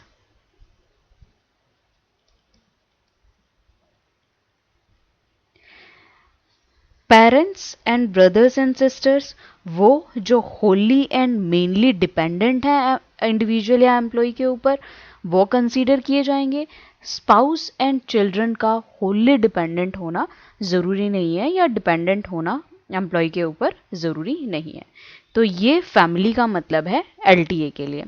आगे हम देखेंगे house rent allowance. House rent allowance, house rent allowance किस लिए दिया जाता है? हाउस रेंट अलाउंस एक एम्प्लॉय को इसलिए दिया जाता है ताकि वो जो भी रेंटेड अकोमोडेशन के अंदर रह रहा है या रेजिडेंस जो भी है उसका रेंट, उसकी पेमेंट वो कर सके। तो HRA की रिसीट के लिए आपके सेक्शन 10 सबसेक्शन 13A के अंडर एग्जम्पशन प्रोवाइड की हुई है। तो कितनी एग्जम्पशन मिलेगी पहले देखते हैं, कौन कौन सी कंडीशंस को सेटिस्फाई करना पड़ेगा एग्जम्पशन क्लेम करने के लिए। 3 कंडीशंस हैं। पहला, असेसी को HRA रिसीव हो रहा है, दूसरा वो रेंट की पेमेंट कर रहा है, और तीसरा रेंट की जो पेमेंट कर रहा है वो 10% ऑफ सैलरी से ज़्यादा है, ठीक है। अच्छा, एग्जम्पशन कब नहीं मिलेगी? अगर रेजिडेंशियल अकोमोडेशन है एम्प्लॉय की खुद की है, that is if the accommodation is owned by the employee, या फिर असेसी ने अपने प्रीवियस ईयर के अंदर कोई भी एक्सपेंडिचर पेमेंट ऑफ रेंट से रिलेटेड इनकर नहीं किया, तो भी HRA की एग्जम्पशन एम्प्लॉय को नहीं मिलेगी। अब एग्जम्पशन जो है वो इस बेसिस के ऊपर कैलकुलेट की जाती है कि अकोमोडेशन कहाँ पे सिचुएटेड है, प्लेस ऑफ अकोमोडेशन क्या है, इस चीज़ के ऊपर एग्जम्पशन डिपेंड करेगी। ठीक, कुछ और पॉइंट्स देखते हैं इससे रिलेटेड। अगर प्लेस ऑफ एम्प्लॉयमेंट पूरे साल के लिए सेम है तो एग्जम्पशन आप पूरे साल के, दैट इज होल ईयर के बेसिस पे कैलकुलेट करेंगे। अगर एम्प्लॉयमेंट के अंदर चेंज हो रहा है ड्यूरिंग द प्रीवियस ईयर तो ये एग्जम्पशन जो है मंथली बेसिस के ऊपर कैलकुलेट की जाएगी। Exemption should be calculated in respect of period during which rental accommodation is occupied by the employee during the previous year. तो ये पॉइंट तो हमने पहले ही देख लिया कि अगर एम्प्लॉय रेंटेड अकोमोडेशन के अंदर नहीं रहता है तो ये एग्जम्पशन HRA की एम्प्लॉय को नहीं मिलेगी। Salary for the period during which rental accommodation is not occupied shall not be considered। अब सैलरी का मतलब क्या है HRA के लिए? तो सैलरी के अंदर 3 कंपोनेंट आप लेते हैं। कौन कौन से? Basic salary, dearness allowance which is forming part for the retirement benefits and commission which is turnover based। अब देखिए निकालेंगे कैसे, टैक्सेबल एचआरए की कंप्यूटेशन कैसे होगी। सबसे पहले तो आप स्टार्ट करते हैं कितना अमाउंट फाइनेंशियल ईयर के अंदर एचआरए का रिसीव हुआ, उसमें से लीस्ट ऑफ द फॉलोइंग को माइनस करेंगे। पहला है actual amount received, second 50% of salary और 40% ऑफ सैलरी। 50% आप लेंगे मेट्रो सिटीज के लिए और 40% नॉन मेट्रो सिटीज के लिए। And third point, rent paid less 10% of salary. तो लीस्ट ऑफ द फॉलोइंग को माइनस करेंगे एक्चुअल अमाउंट रिसीव्ड में से, तो टैक्सेबल एचआरए का कंपोनेंट आपका निकल के आ जाएगा। अब ये आता है कि मेट्रो सिटीज के अंदर कौन कौन सी सिटीज कवर होती हैं। मुंबई, दिल्ली, चेन्नई, कोलकाता, ये 4 सिटीज को आप मेट्रो सिटीज के लिए कंसीडर करेंगे। तो आपने देखा कि एग्जाम्प्टेड एचआरए की कंप्यूटेशन बेसिकली 4 फैक्टर्स के ऊपर डिपेंड करती है। कौन कौन से 4 फैक्टर्स हैं? पहला, अमाउंट कितना रिसीव हुआ, दूसरा रेंट कितना पे किया, तीसरा एम्प्लॉय की सैलरी कितनी है, और फोर्थ पॉइंट है place of situation of rented house, की कौन सी जगह पे रेंटेड हाउस सिचुएटेड है। तो उसके लिए हमने देखा 50% आप लेंगे मेट्रो सिटीज के लिए और 40% नॉन मेट्रो सिटीज के लिए। तो ये हमने देखा एचआरए, टैक्सेबल एचआरए कैसे निकाला जाता है और कितना अमाउंट इसका एग्जम्प्ट होगा। एचआरए की कंप्यूटेशन पे हम एक प्रैक्टिकल क्वेश्चन देखते हैं। A is entitled to a basic salary of rupees 50,000 per month and dearness allowance of rupees 10,000 per month, 40% of which forms part of retirement benefits. He is also entitled to HRA of rupees 20,000 per month. He actually pays rupees 20,000 per month as rent for a house in Delhi. Compute the taxable HRA. तो कैसे निकालेंगे देखते हैं। Computation of taxable HRA.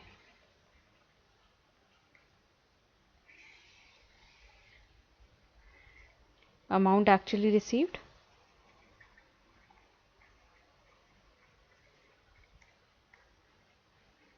उसमें से 3 चीज़ों को least of the following minus करते हैं। Less least of the following.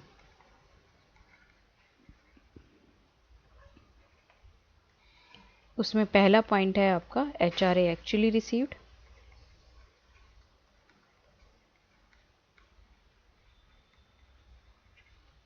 Second rent paid in excess of 10% of salary,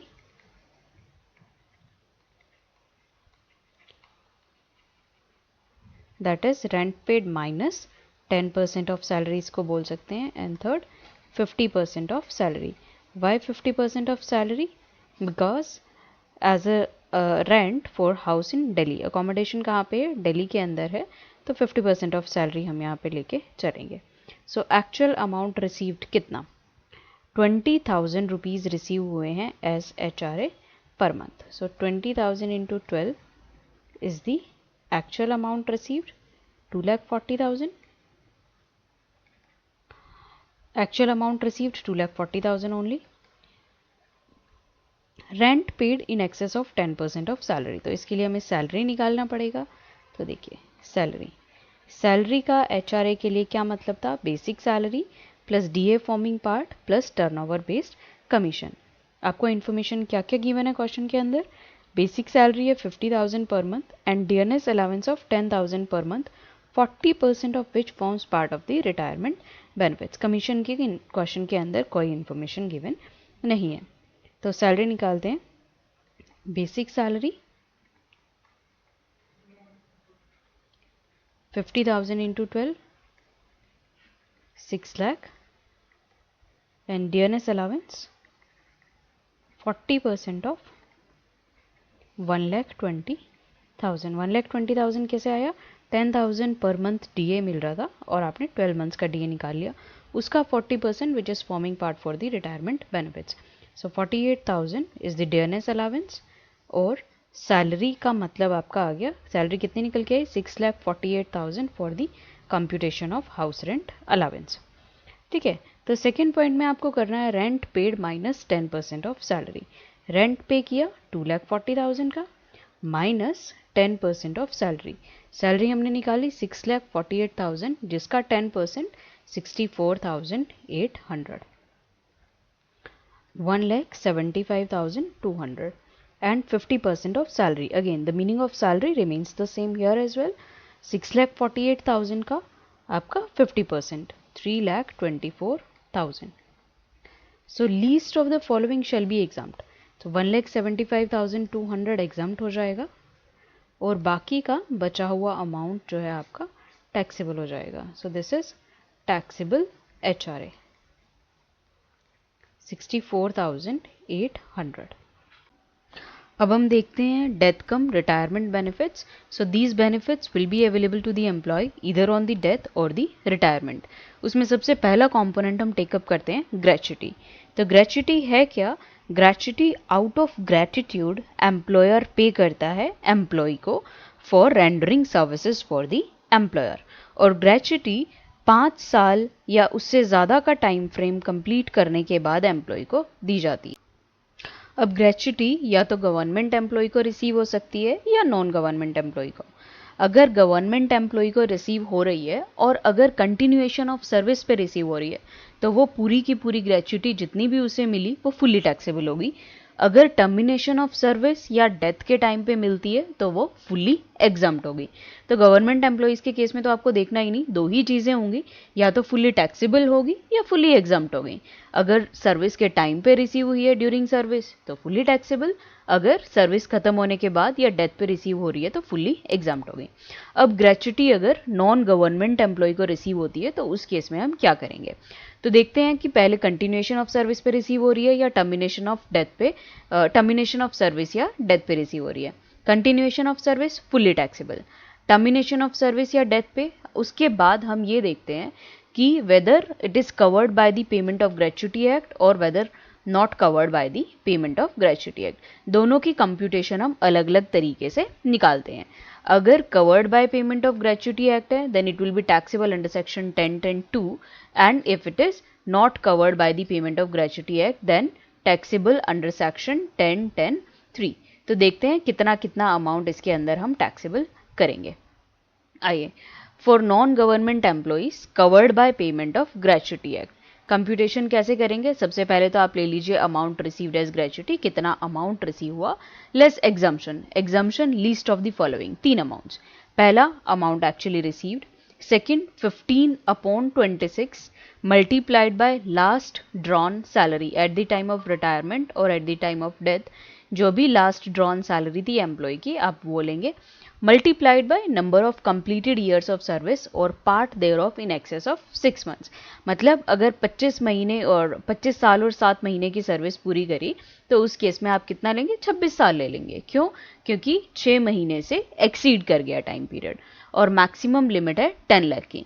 सो 10 लाख से ज़्यादा की ग्रेच्युटी एग्जम्प्ट नहीं हो गई. अगर 12 लाख रुपए यहाँ रिसीव हो रहे हैं और 10 लाख यहाँ मैक्सिमम लिमिट आ रहा है तो 10 लाख से ज़्यादा का अमाउंट यहाँ पे एग्जम्प्ट नहीं होगा, बाकी का अमाउंट जो है वो टैक्सेबल हो जाएगा ग्रेच्युटी का. अब यहाँ पे आपने देखा लास्ट ड्रॉन सैलरी. तो ग्रेच्युटी के लिए सैलरी का क्या मतलब है.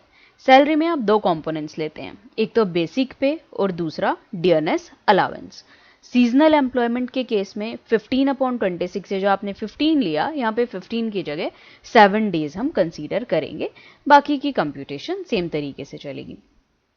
ठीक है. कंप्लीटेड ईयर्स ऑफ सर्विस अगर एक्सेस ऑफ 6 मंथ्स है तो पूरा साल लेंगे, अगर 6 मंथ से कम है तो उस साल को इग्नोर कर दिया जाएगा. अब देखते हैं for employees not covered by the payment of gratuity act. पहला अमाउंट सेम है, amount received as gratuity. Section change हो गया है 10(10)(3). Least of the followings, amount actually received ये सेम है, मैक्सिमम लिमिट भी सेम है. डिफरेंस कहाँ पे? डिफरेंस ये सेकेंड पॉइंट में है. क्या डिफरेंस है? हमने ऊपर पढ़ा था 15/26, ये है 15/30 और 1/2. लास्ट ड्रॉन सैलरी की जगह आ जाएगा average salary multiplied by number off fully completed years of service. तो अगर 25 ईयर्स एंड 11 मंथ्स भी उसने सर्विस करी तो भी इसमें 25 ईयर्स ही लेंगे. इन एक्सेस ऑफ 6 मंथ्स का यहाँ पे कोई हिसाब नहीं है. ठीक है. अच्छा, सैलरी का मतलब भी यहाँ पे डिफरेंट है.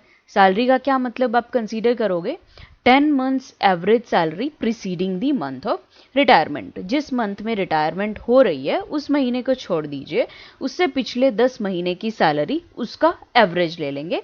और सैलरी के अंदर क्या क्या इंक्लूड होगा? Basic salary plus dearness allowance forming part for the retirement benefits and any turnover based commission. तो ये सैलरी का मतलब था for employees not covered by the payment of gratuity act. अच्छा, अगर सर्विस में है एम्प्लॉय तब ग्रेच्युटी मिल रही है तो कोई भी अमाउंट एग्जम्प्ट नहीं होगा, पूरा का पूरा अमाउंट जितना भी ग्रेच्युटी का रिसीव होगा that will be fully taxable. आगे है tax exemption will be available only if gratuity is paid on 5 चीज़ों पे: रिटायरमेंट पे, becoming incapacitated prior to such retirement, termination of employment, resignation और डेथ। इन 5 के अलावा अगर किसी और वजह से ग्रेच्युटी आपको रिसीव हो रही है तो वो एग्जम्प्ट नहीं होगी, बाकी पूरा का पूरा अमाउंट जो है वो टैक्सेबल हो जाएगा।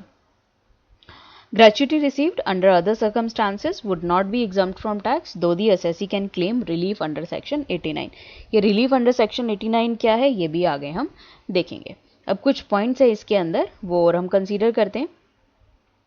अगर एक इंडिविजुअल को ग्रेच्युटी एक से ज़्यादा एम्प्लॉयर से मिलती है तो वो दोनों के रिस्पेक्ट में एग्जम्पशन क्लेम कर सकता है, बट मैक्सिमम अमाउंट एग्जम्पशन का 10 लाख से ज़्यादा किसी भी सूरत में नहीं होगा। मैक्सिमम 10 लाख रुपए तक की ही एग्जम्पशन मिलेगी। When gratuity is received from more than one employer during different periods of time, the maximum exemption claimed by an assessee during his entire life should not exceed 10 lakh। तो पूरे life time के अंदर 10 लाख से ज़्यादा की exemption नहीं मिलेगी। तो ये हमने पोर्शन कवर किया ग्रेच्युटी का। अब ग्रेच्युटी पे एक क्वेश्चन देखते हैं। R retires on 4/1/2016 after serving XY Company Limited for a period of 16 years and 11 months. At the time of his retirement, his basic salary was rupees 44,000 per month and he was also entitled to dearness allowance of rupees 8,000 per month. On his retirement, he received rupees 6 lakh as his gratuity. तो amount received कितना हुआ? 6 lakh rupees. Compute the amount of gratuity exempt from tax and the amount to be included in his gross salary. He is covered under the payment of gratuity act. तो जब employ cover होता है payment of gratuity act से तो कौन सी 3 amount में से कौन सा अमाउंट एग्जाम्प्ट होता है? देखिए, पहली कंडीशन थी अमाउंट एक्चुअली रिसीव्ड जो है हमारे केस में 6 lakh rupees. Second 15/26 multiplied by last drawn salary into number of completed year of service or part thereof in excess of 6 months. और तीसरी आपका 10 लाख रुपीज़ का अमाउंट। सैलरी का मतलब क्या है यहाँ पे? Basic salary plus dearness allowance. तो इस इंफॉर्मेशन के साथ हम ये क्वेश्चन शुरू करते हैं।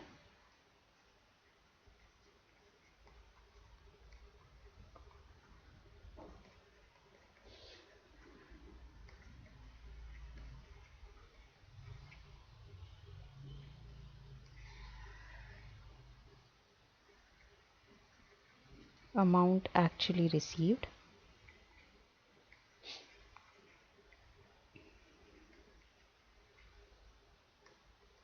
$6 lakh less least of the following.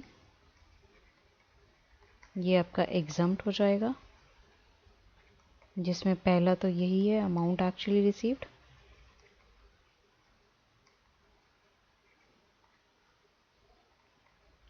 $6 lakh rupees. Second है 15/26 multiplied by last drawn salary multiplied by number of completed year of service or part in excess of 6 months। तो इसको करते हैं 15/26 multiplied by last drawn salary. Last drawn salary कितनी होगी? Basic salary plus dearness allowance. Basic salary है 44,000 per month, dearness allowance है 8,000 per month. तो add कर दीजिए दोनों को, 52,000 मल्टीप्लाइड बाय कितने साल की सर्विस है उसकी? Okay, after a period of 16 years and 11 months. तो 6 महीने से ऊपर हो गया तो इसको पूरा 1 साल काउंट करेंगे। So that means 17 years. And third condition is maximum amount 10 lakh rupees.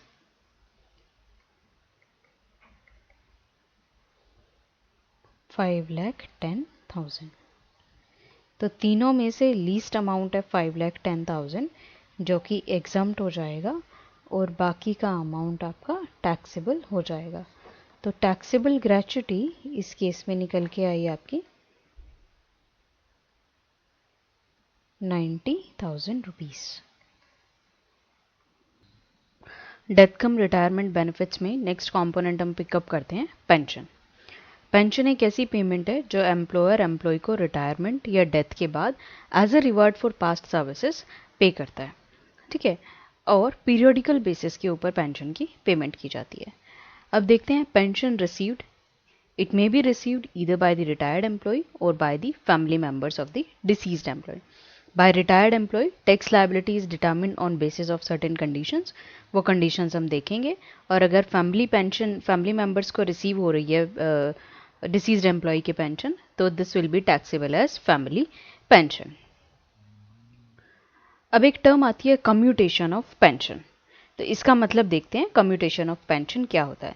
देखिए, पेंशन नॉर्मली पीरियोडिकल पेमेंट दी जाती है मंथली बेसिस पे, पर कुछ एम्प्लॉयर्स एम्प्लॉय को अलाउ करते हैं कि ठीक है, आप पीरियोडिकल पेमेंट मंथली बेसिस पे ना लेके पोर्शन का एक अमाउंट फोरगो करके आप एक साथ लमसम में पेमेंट ले लीजिए, ठीक है। जैसे एम्प्लॉय बोल सकता है कि उसको पेंशन का 40% अमाउंट उसने कम्यूट करा लिया, मतलब रिटायरमेंट के टाइम पे 40% तो लमसम के अंदर पे कर दिया एम्प्लॉयर ने, और बाकी का 60% अमाउंट जो बचा उसकी मंथली पेमेंट रिसीव होती रहेगी। तो जो लमसम अमाउंट रिसीव किया बाय सरेंडरिंग इन अमाउंट और पोर्शन ऑफ द पेंशन, उसको आप बोलते हो कम्यूटेशन ऑफ पेंशन। तो पेंशन फुली भी कम्यूट करा सकता है एम्प्लॉय और पार्टली भी कम्यूट करा सकता है, मतलब पीरियोडिकल पेमेंट रिसीव करने की बजाय एक पूरा का पूरा लमसम अमाउंट एम्प्लॉय ने अपना रिटायरमेंट के टाइम पे ले लिया। तो इन दोनों का ट्रीटमेंट क्या होगा कम्यूटेड पेंशन का, अनकम्यूटेड पेंशन का, वो हम आगे देखेंगे। देखिए, पेंशन है अंडर सेक्शन 1010A। अगर गवर्नमेंट एम्प्लॉय को रिसीव हो रही है तो क्या ट्रीटमेंट होगा, और अगर नॉन गवर्नमेंट एम्प्लॉय को रिसीव हो रही है तो क्या ट्रीटमेंट होगा। तो सबसे पहले देखते हैं, if the pension is received by a government employee, uncommuted value of pension और मंथली पेंशन। मंथली जो भी पेंशन का अमाउंट मिलेगा, मतलब जितना भी उसने कम्यूट नहीं कराया, वो पोर्शन जो उसे मंथली रिसीव हो रहा है वो होगा fully taxable. Commuted value of pension और रिसीव्ड इन लमसम, लमसम में जो अमाउंट रिसीव कर लिया, जैसे हमने एग्जाम्पल लिया था उसमें 40% की बात करी थी, तो जो भी लमसम रिसीव किया वो फुल्ली एग्जाम्प्ट हो जाएगा। ये था केस गवर्नमेंट एम्प्लॉयज़ का। अब हम देखते हैं नॉन गवर्नमेंट एम्प्लॉयज़ के केस में क्या होगा। Uncommuted value of pension fully taxable. देखो, गवर्नमेंट एम्प्लॉयज़ के केस में ये फुल्ली टैक्सेबल कर दिया, तो नॉन गवर्नमेंट एम्प्लॉयज़ को तो कहाँ ही छोड़ेंगे, राइट। आगे आता है कम्यूटेड वैल्यू ऑफ पेंशन। इसमें दो केसेस बनते हैं, अगर पेंशन के साथ ग्रेच्युटी रिसीव हो रही है या पेंशन के साथ ग्रेच्युटी रिसीव नहीं हो रही है, दोनों का अलग अलग ट्रीटमेंट चलता है। अगर ग्रेच्युटी भी रिसीव हो रही है तो उस केस में 1/3 of full value of commuted pension exempt हो जाएगा और बाकी का अमाउंट टैक्सेबल हो जाएगा। ये है 1/3, ठीक है, और ये है full value of commuted pension. ये फुल वैल्यू कैसे निकालनी है ये भी हम निकालना सीखेंगे। अब सेकेंड केस है जब ग्रेच्युटी रिसीव नहीं हो रही, तो यहाँ पे 1/3 की जगह हो जाएगा 1/2। Half of the full value of commuted pension is exempt and the balance amount is taxable. अब कुछ अलग अलग केसेस में पेंशन का ट्रीटमेंट देखते हैं। पहला केस है, अगर यूनाइटेड नेशन ऑर्गेनाइजेशन के एम्प्लॉय को या उसके फैमिली मेंबर्स को पेंशन रिसीव हो रही है तो वो टैक्सेबल नहीं होती। Second case, family pension received by family members of armed forces after the death of employee. Again this is exempt, but कुछ कंडीशंस को फुलफिल करना पड़ता है उसके लिए, but this will be exempt. Next है family pension received by family members in other cases after the death of the employee. तो ये this will be taxable as family pension in the income from other sources under section 56। और इसके लिए एक standard deduction available है, 1/3 of the pension और ₹15,000 which ever is lower, और इसके बाद बचा हुआ जो अमाउंट होगा वो टैक्सेबल हो जाएगा। रिव्यू करते हैं अब हम इन पॉइंट्स को। तो पहले है अनकम्यूटेड पेंशन या मंथली पेंशन, जो पीरियडिकल बेसिस पे एम्प्लॉय को रिसीव होती है। ठीक है, pension is received periodically by retired employee. Government employee को भी रिसीव हो सकती है, नॉन गवर्नमेंट एम्प्लॉय को भी रिसीव हो सकती है। और अनकम्यूटेड पेंशन या मंथली पेंशन जो भी है वो फुल्ली टैक्सेबल कॉम्पोनेंट है सैलरी का। कम्यूटेड पेंशन, लमसम में जो पेंशन रिसीव करी। अच्छा, full value of commuted pension कैसे निकालेंगे? जितना भी अमाउंट रिसीव हुआ कम्यूटेशन पे divided by the percentage of commutation, उससे full value of commuted pension निकल के आ जाएगी। इसकी टैक्सेबिलिटी देखते हैं। गवर्नमेंट एम्प्लॉय के केस में फुल्ली एग्जाम्प्ट होती है, नॉन गवर्नमेंट एम्प्लॉय के केस में दो बाइफर्केशंस हैं। उसे साथ में ग्रेच्युटी भी रिसीव हो रही है या साथ में ग्रेच्युटी रिसीव नहीं हो रही है। अगर पेंशन के साथ ग्रेच्युटी भी रिसीव हो रही है तो कितना अमाउंट टैक्सेबल होगा? Amount received minus 1/3 of full value of commuted pension. Full value of commuted pension अभी हमने देखा कैसे निकालेंगे।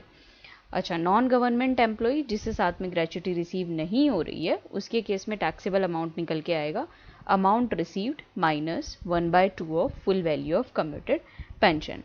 पेंशन को एक्रूअल बेसिस के ऊपर चार्जेबल टू टैक्स होती है, चाहे वो वॉलंटरली रिसीव हुई हो या अंडर अ कॉन्ट्रैक्ट रिसीव हुई हो।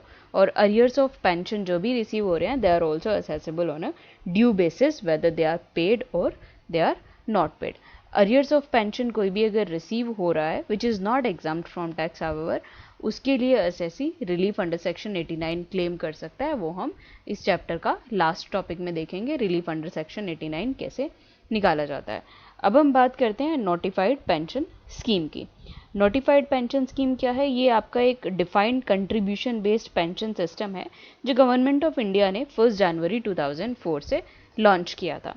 अच्छा, नोटिफाइड पेंशन स्कीम है क्या? इसमें दोनों एम्प्लॉयर और एम्प्लॉय दोनों कंट्रीब्यूट करते हैं टुवर्ड्स दी पेंशन स्कीम। और 80 CCD एक डिडक्शन का सेक्शन है जिसके अंडर एम्प्लॉय को डिडक्शन मिल जाती है। कितनी डिडक्शन मिलती है वो भी देखते हैं। तो नोटिफाइड पेंशन स्कीम के प्रोविजंस कुछ इस तरीके से हैं। कंट्रीब्यूशन बाय सेंट्रल गवर्नमेंट और any other employer to notified pension scheme is first included under the head salaries in the hands of employee. तो जितना भी अमाउंट कंट्रीब्यूट किया गवर्नमेंट ने या किसी और एम्प्लॉयर ने, सबसे पहले वो सैलरी के हेड की इनकम निकालते हुए उसके अंदर आप ऐड करोगे। और वो कंट्रीब्यूशन डिडक्टिबल है अंडर सेक्शन 80 CCD कितना? Up to 10% of salary of employee, और किसी और केस के अंदर 10% ऑफ ग्रॉस टोटल इनकम ऑफ इंडिविजुअल। एम्प्लॉय का कंट्रीब्यूशन भी सेम 10% तक, 10% ऑफ सैलरी तक डिडक्टिबल है under section 80 CCD, and when the pension is received out of this amount then it will be taxable in the hands of the employee। अच्छा, इसके लिए अब सैलरी का क्या मतलब है? पहले सीलिंग देख लेते हैं। Aggregate amount of deduction under section 80C, CCC and CCD can not exceed 1,50,000 for contribution made by employee or assessee under section 80 CCD 1B. Further deduction of 50,000 is available in addition to the overall ceiling of rupees 1,50,000। Detail में इन provisions को हम deductions का chapter जब करेंगे तो वहाँ पे cover करेंगे।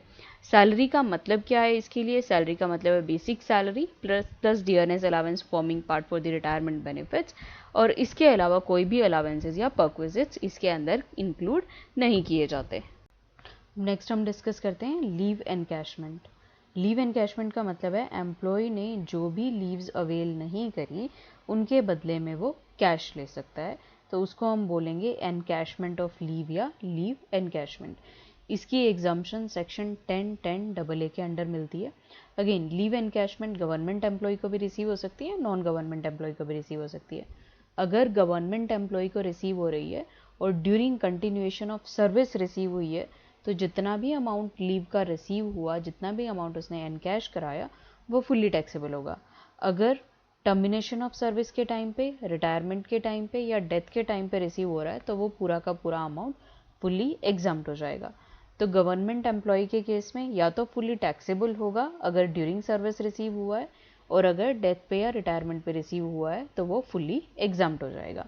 नॉन गवर्नमेंट एम्प्लॉयज़ की बात करते हैं। कंटिन्यूएशन ऑफ सर्विस पे रिसीव हुआ तो फुल्ली टैक्सेबल हो जाएगा। देखो जब गवर्नमेंट एम्प्लॉयज़ को ही छूट नहीं मिली तो नॉन गवर्नमेंट एम्प्लॉयज़ को तो मिलेगी ही नहीं, तो पूरा का पूरा अमाउंट फुल्ली टैक्सेबल होगा यहाँ पे। और अगर नॉन गवर्नमेंट एम्प्लॉय को टर्मिनेशन ऑफ सर्विस या डेथ के बाद रिसीव हो रहा है then it will be taxable beyond the exemption limit. तो एग्जम्पशन लिमिट दे रखी है, उसके ऊपर जो भी अमाउंट होगा वो टैक्सेबल हो जाएगा। Leave encashment while in service is fully taxable as income of previous year in which it is encashed, और इसके लिए SSC relief under section 89 claim कर सकता है। आगे देखते हैं leave encashment on retirement. Retirement पे मिलता है then amount will be eligible for exemption और amount of exemption is based on his employment. Government employee के केस में फुली एग्जाम्ड, तो कोई भी अमाउंट ग्रॉस सैलरी के अंदर इंक्लूड करने की ज़रूरत नहीं है। नॉन गवर्नमेंट एम्प्लॉयज़ के केस में exempted up to the specified limit और उसके बाद का अमाउंट जो है वो आपका टैक्सेबल हो जाएगा। Computation of exemption from leave encashment. पहले स्टेप में आप सैलरी निकालेंगे और सैलरी कैसे निकालेंगे? 10 months average salary preceding the month of retirement. And step 2 salary का मतलब क्या है?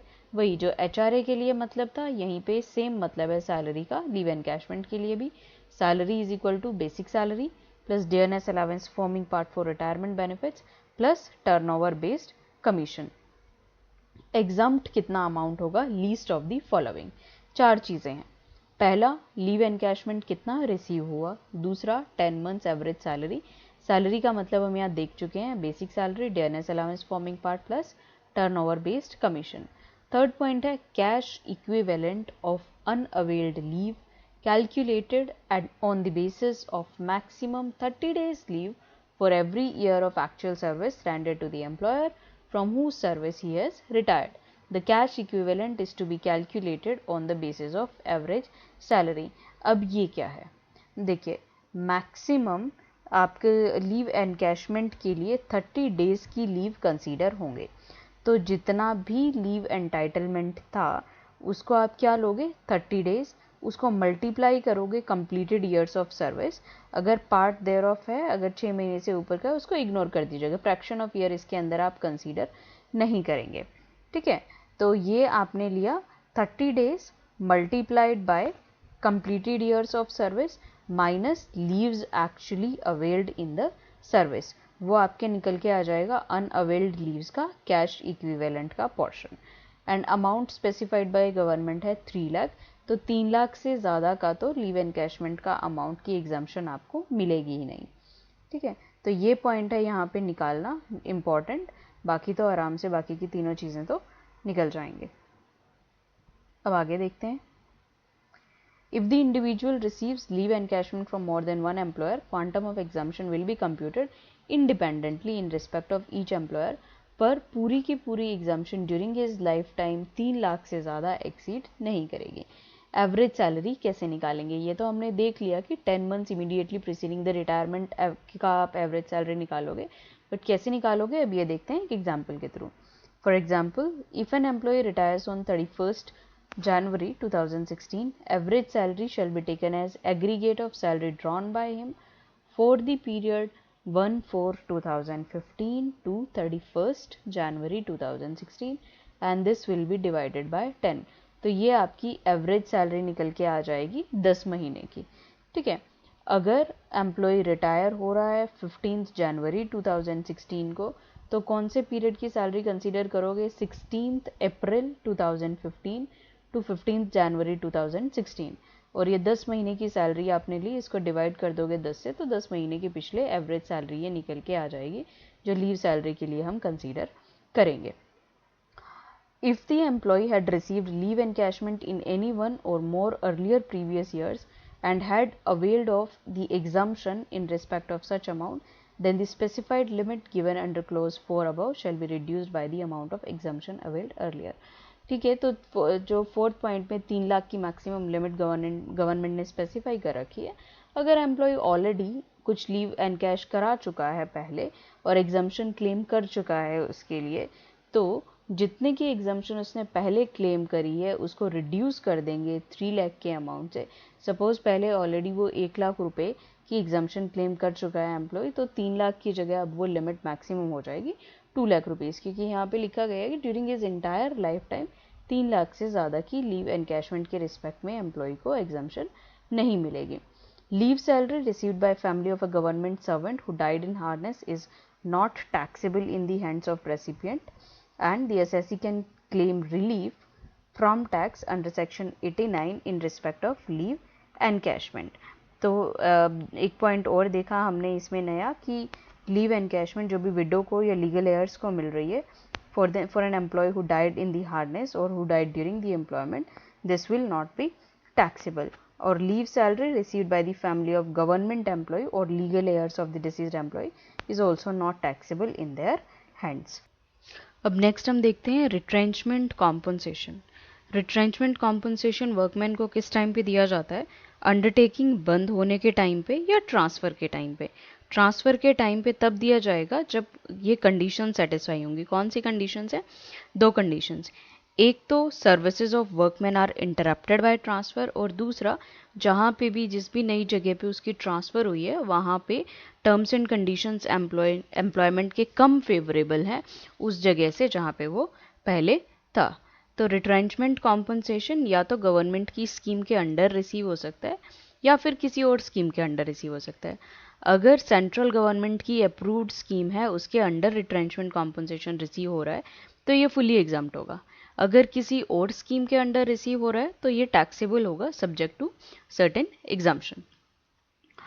Retrenchment compensation received in accordance with any scheme which is approved by central government is fully exempt from tax, and an individual who receives retrenchment compensation is entitled for exemption under section 1010B.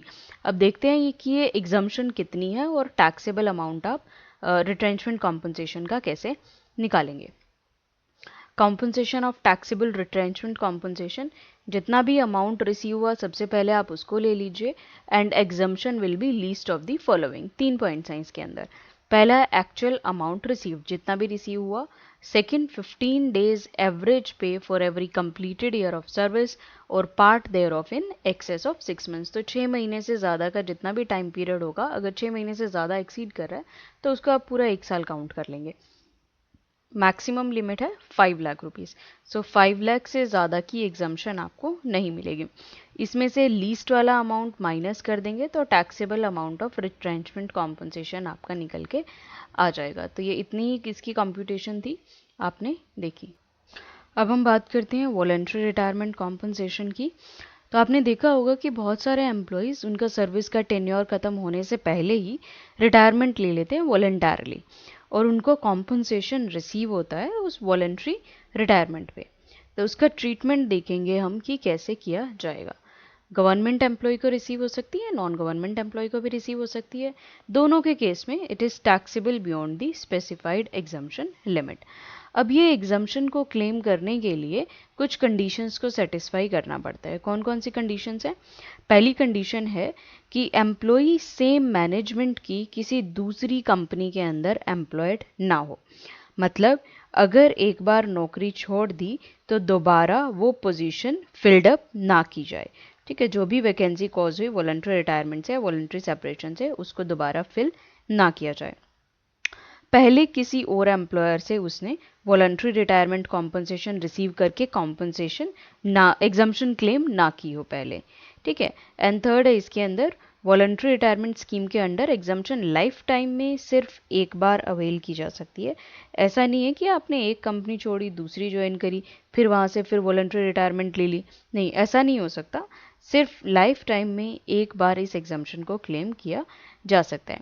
और ये scheme उन employees के ऊपर apply होती है जिन्होंने 10 साल की सर्विस कंप्लीट करी है या फिर जिनकी 40 इयर्स की एज हो गई है। ठीक है, बट ये कंडीशन आपके पब्लिक सेक्टर कंपनी के अंदर ये अप्लाई नहीं होती, ये वाली कंडीशन जो हमने बात करी, 10 ईयर्स ऑफ सर्विस और कंप्लीटेड 40 ईयर्स ऑफ एज। अच्छा, ये स्कीम किस लिए लाई गई थी? कि ओवरऑल स्ट्रेंथ ऑफ एम्प्लॉयज़ जो है उसके अंदर रिडक्शन लाया जा सके, इस वजह से इस स्कीम को लाया गया था। अब हम देखते हैं कि एग्जम्पशन कितनी मिलेगी और कैसे मिलेगी। अच्छा, एग्जम्पशन को निकालने के लिए सैलरी का क्या मतलब है, सबसे पहले तो हम ये देखते हैं। सैलरी का मतलब है लास्ट ड्रॉन सैलरी, और लास्ट ड्रॉन सैलरी के अंदर भी आप कौन कौन से कंपोनेंट्स लेंगे? 2 कंपोनेंट लेंगे, एक तो बेसिक पे और dearness allowance forming part of the retirement benefits.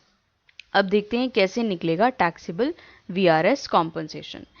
सबसे पहले ले लीजिए amount received as VRS compensation, कितना अमाउंट रिसीव हुआ, less exemption under section 1010C, least of the following. तीन चीजें हैं, एक्चुअल अमाउंट रिसीव्ड और मैक्सिमम लिमिट है 5 लाख। थर्ड पॉइंट है हाईएस्ट ऑफ द फॉलोइंग्स, इन दोनों में से हाईएस्ट लेंगे। कितना, पॉइंट नंबर ए है last drawn salary. Last drawn salary आपने देख लिया कैसे निकलेगी, बेसिक पे plus DNS allowance forming part multiplied by 3, मतलब 3 मंथ्स की ही मिलेगी, multiplied by number off fully completed years of service, जितने भी साल की आपने सर्विस करी है, या फिर last drawn salary multiplied by balance number of months of service left, जितनी आपकी सर्विस बची हुई है अभी।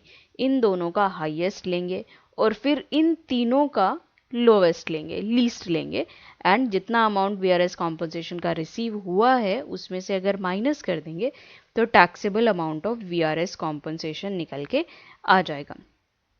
अब एक गोल्डन हैंडशेक स्कीम आई थी, उसके अंडर अगर आपको जो भी वॉलंटरी रिटायरमेंट कॉम्पनसेशन रिसीव होता है तो वो एग्जम्प्ट होगा। ठीक है, तो क्या स्कीम थी ये गोल्डन हैंडशेक स्कीम? आपकी एम्प्लॉयर के द्वारा फ्रेम्ड वीआरएस की स्कीम है, जिसके अंडर में एम्प्लॉई आपका वॉलंटरी रिटायरमेंट ले सकता है। तो अगर एम्प्लॉई इन अंडरटेकिंग्स के अंदर एम्प्लॉयड है, जो अभी हम पढ़ेंगे, एंड गोल्डन हैंडशेक स्कीम के अंडर वॉलंटरी रिटायरमेंट लेता है, तो कॉम्पनसेशन का जो भी अमाउंट उसको रिसीव होगा वो एग्जम्प्ट होगा। तो कौन कौन सी अंडरटेकिंग्स हैं ये अब हम देख लेते हैं। पब्लिक सेक्टर अंडरटेकिंग, कोई और company, any authority established under central, state or provincial act, or a local authority, cooperative society, or a university established or incorporated by or under a central, state or provincial act, and an institution declared to be a university under section 3 of the UGC Act 1956. IIT, such institute of management as central government may by notification in the official gazette specify, state government, central government and institutions having importance throughout India or in states or states as may be notified. तो अगर इन जो है undertakings से, इन undertakings के अंदर employee employed है, तो जो भी अमाउंट मिलेगा वॉलंटरी रिटायरमेंट के ऊपर, वो पूरा का पूरा अमाउंट इस सेक्शन के अंडर एग्जम्प्ट हो जाएगा। एक और इम्पॉर्टेंट बात इसमें ये है कि अगर एम्प्लॉय ने रिलीफ अंडर सेक्शन 89 क्लेम कर लिया तो इस सेक्शन के अंडर कोई एग्जम्पशन नहीं मिलेगी। तो या तो आप रिलीफ अंडर सेक्शन 89 क्लेम कर लो जितना भी आपको कंपनसेशन का अमाउंट रिसीव हुआ है उसके लिए, या फिर आप ये एग्जम्पशन क्लेम कर लो। दोनों साइमल्टेनियसली आप बेनिफिट नहीं उठा सकते, रिलीफ अंडर सेक्शन 89 का और ये जो एग्जम्पशन इस सेक्शन के अंडर गिवन हुई है, दोनों साइमल्टेनियसली बेनिफिट आपको नहीं मिलेगा। ठीक है, अगर आपने रिलीफ ले लिया अंडर सेक्शन 89 तो एग्जम्पशन इस सेक्शन के अंडर अवेल नहीं कर सकते, और एक बार रिलीफ अंडर सेक्शन 89 ले लिया तो right to claim exemption in respect of VRS compensation is lost forever, तो आपको दोबारा एग्जम्पशन नहीं मिलेगी।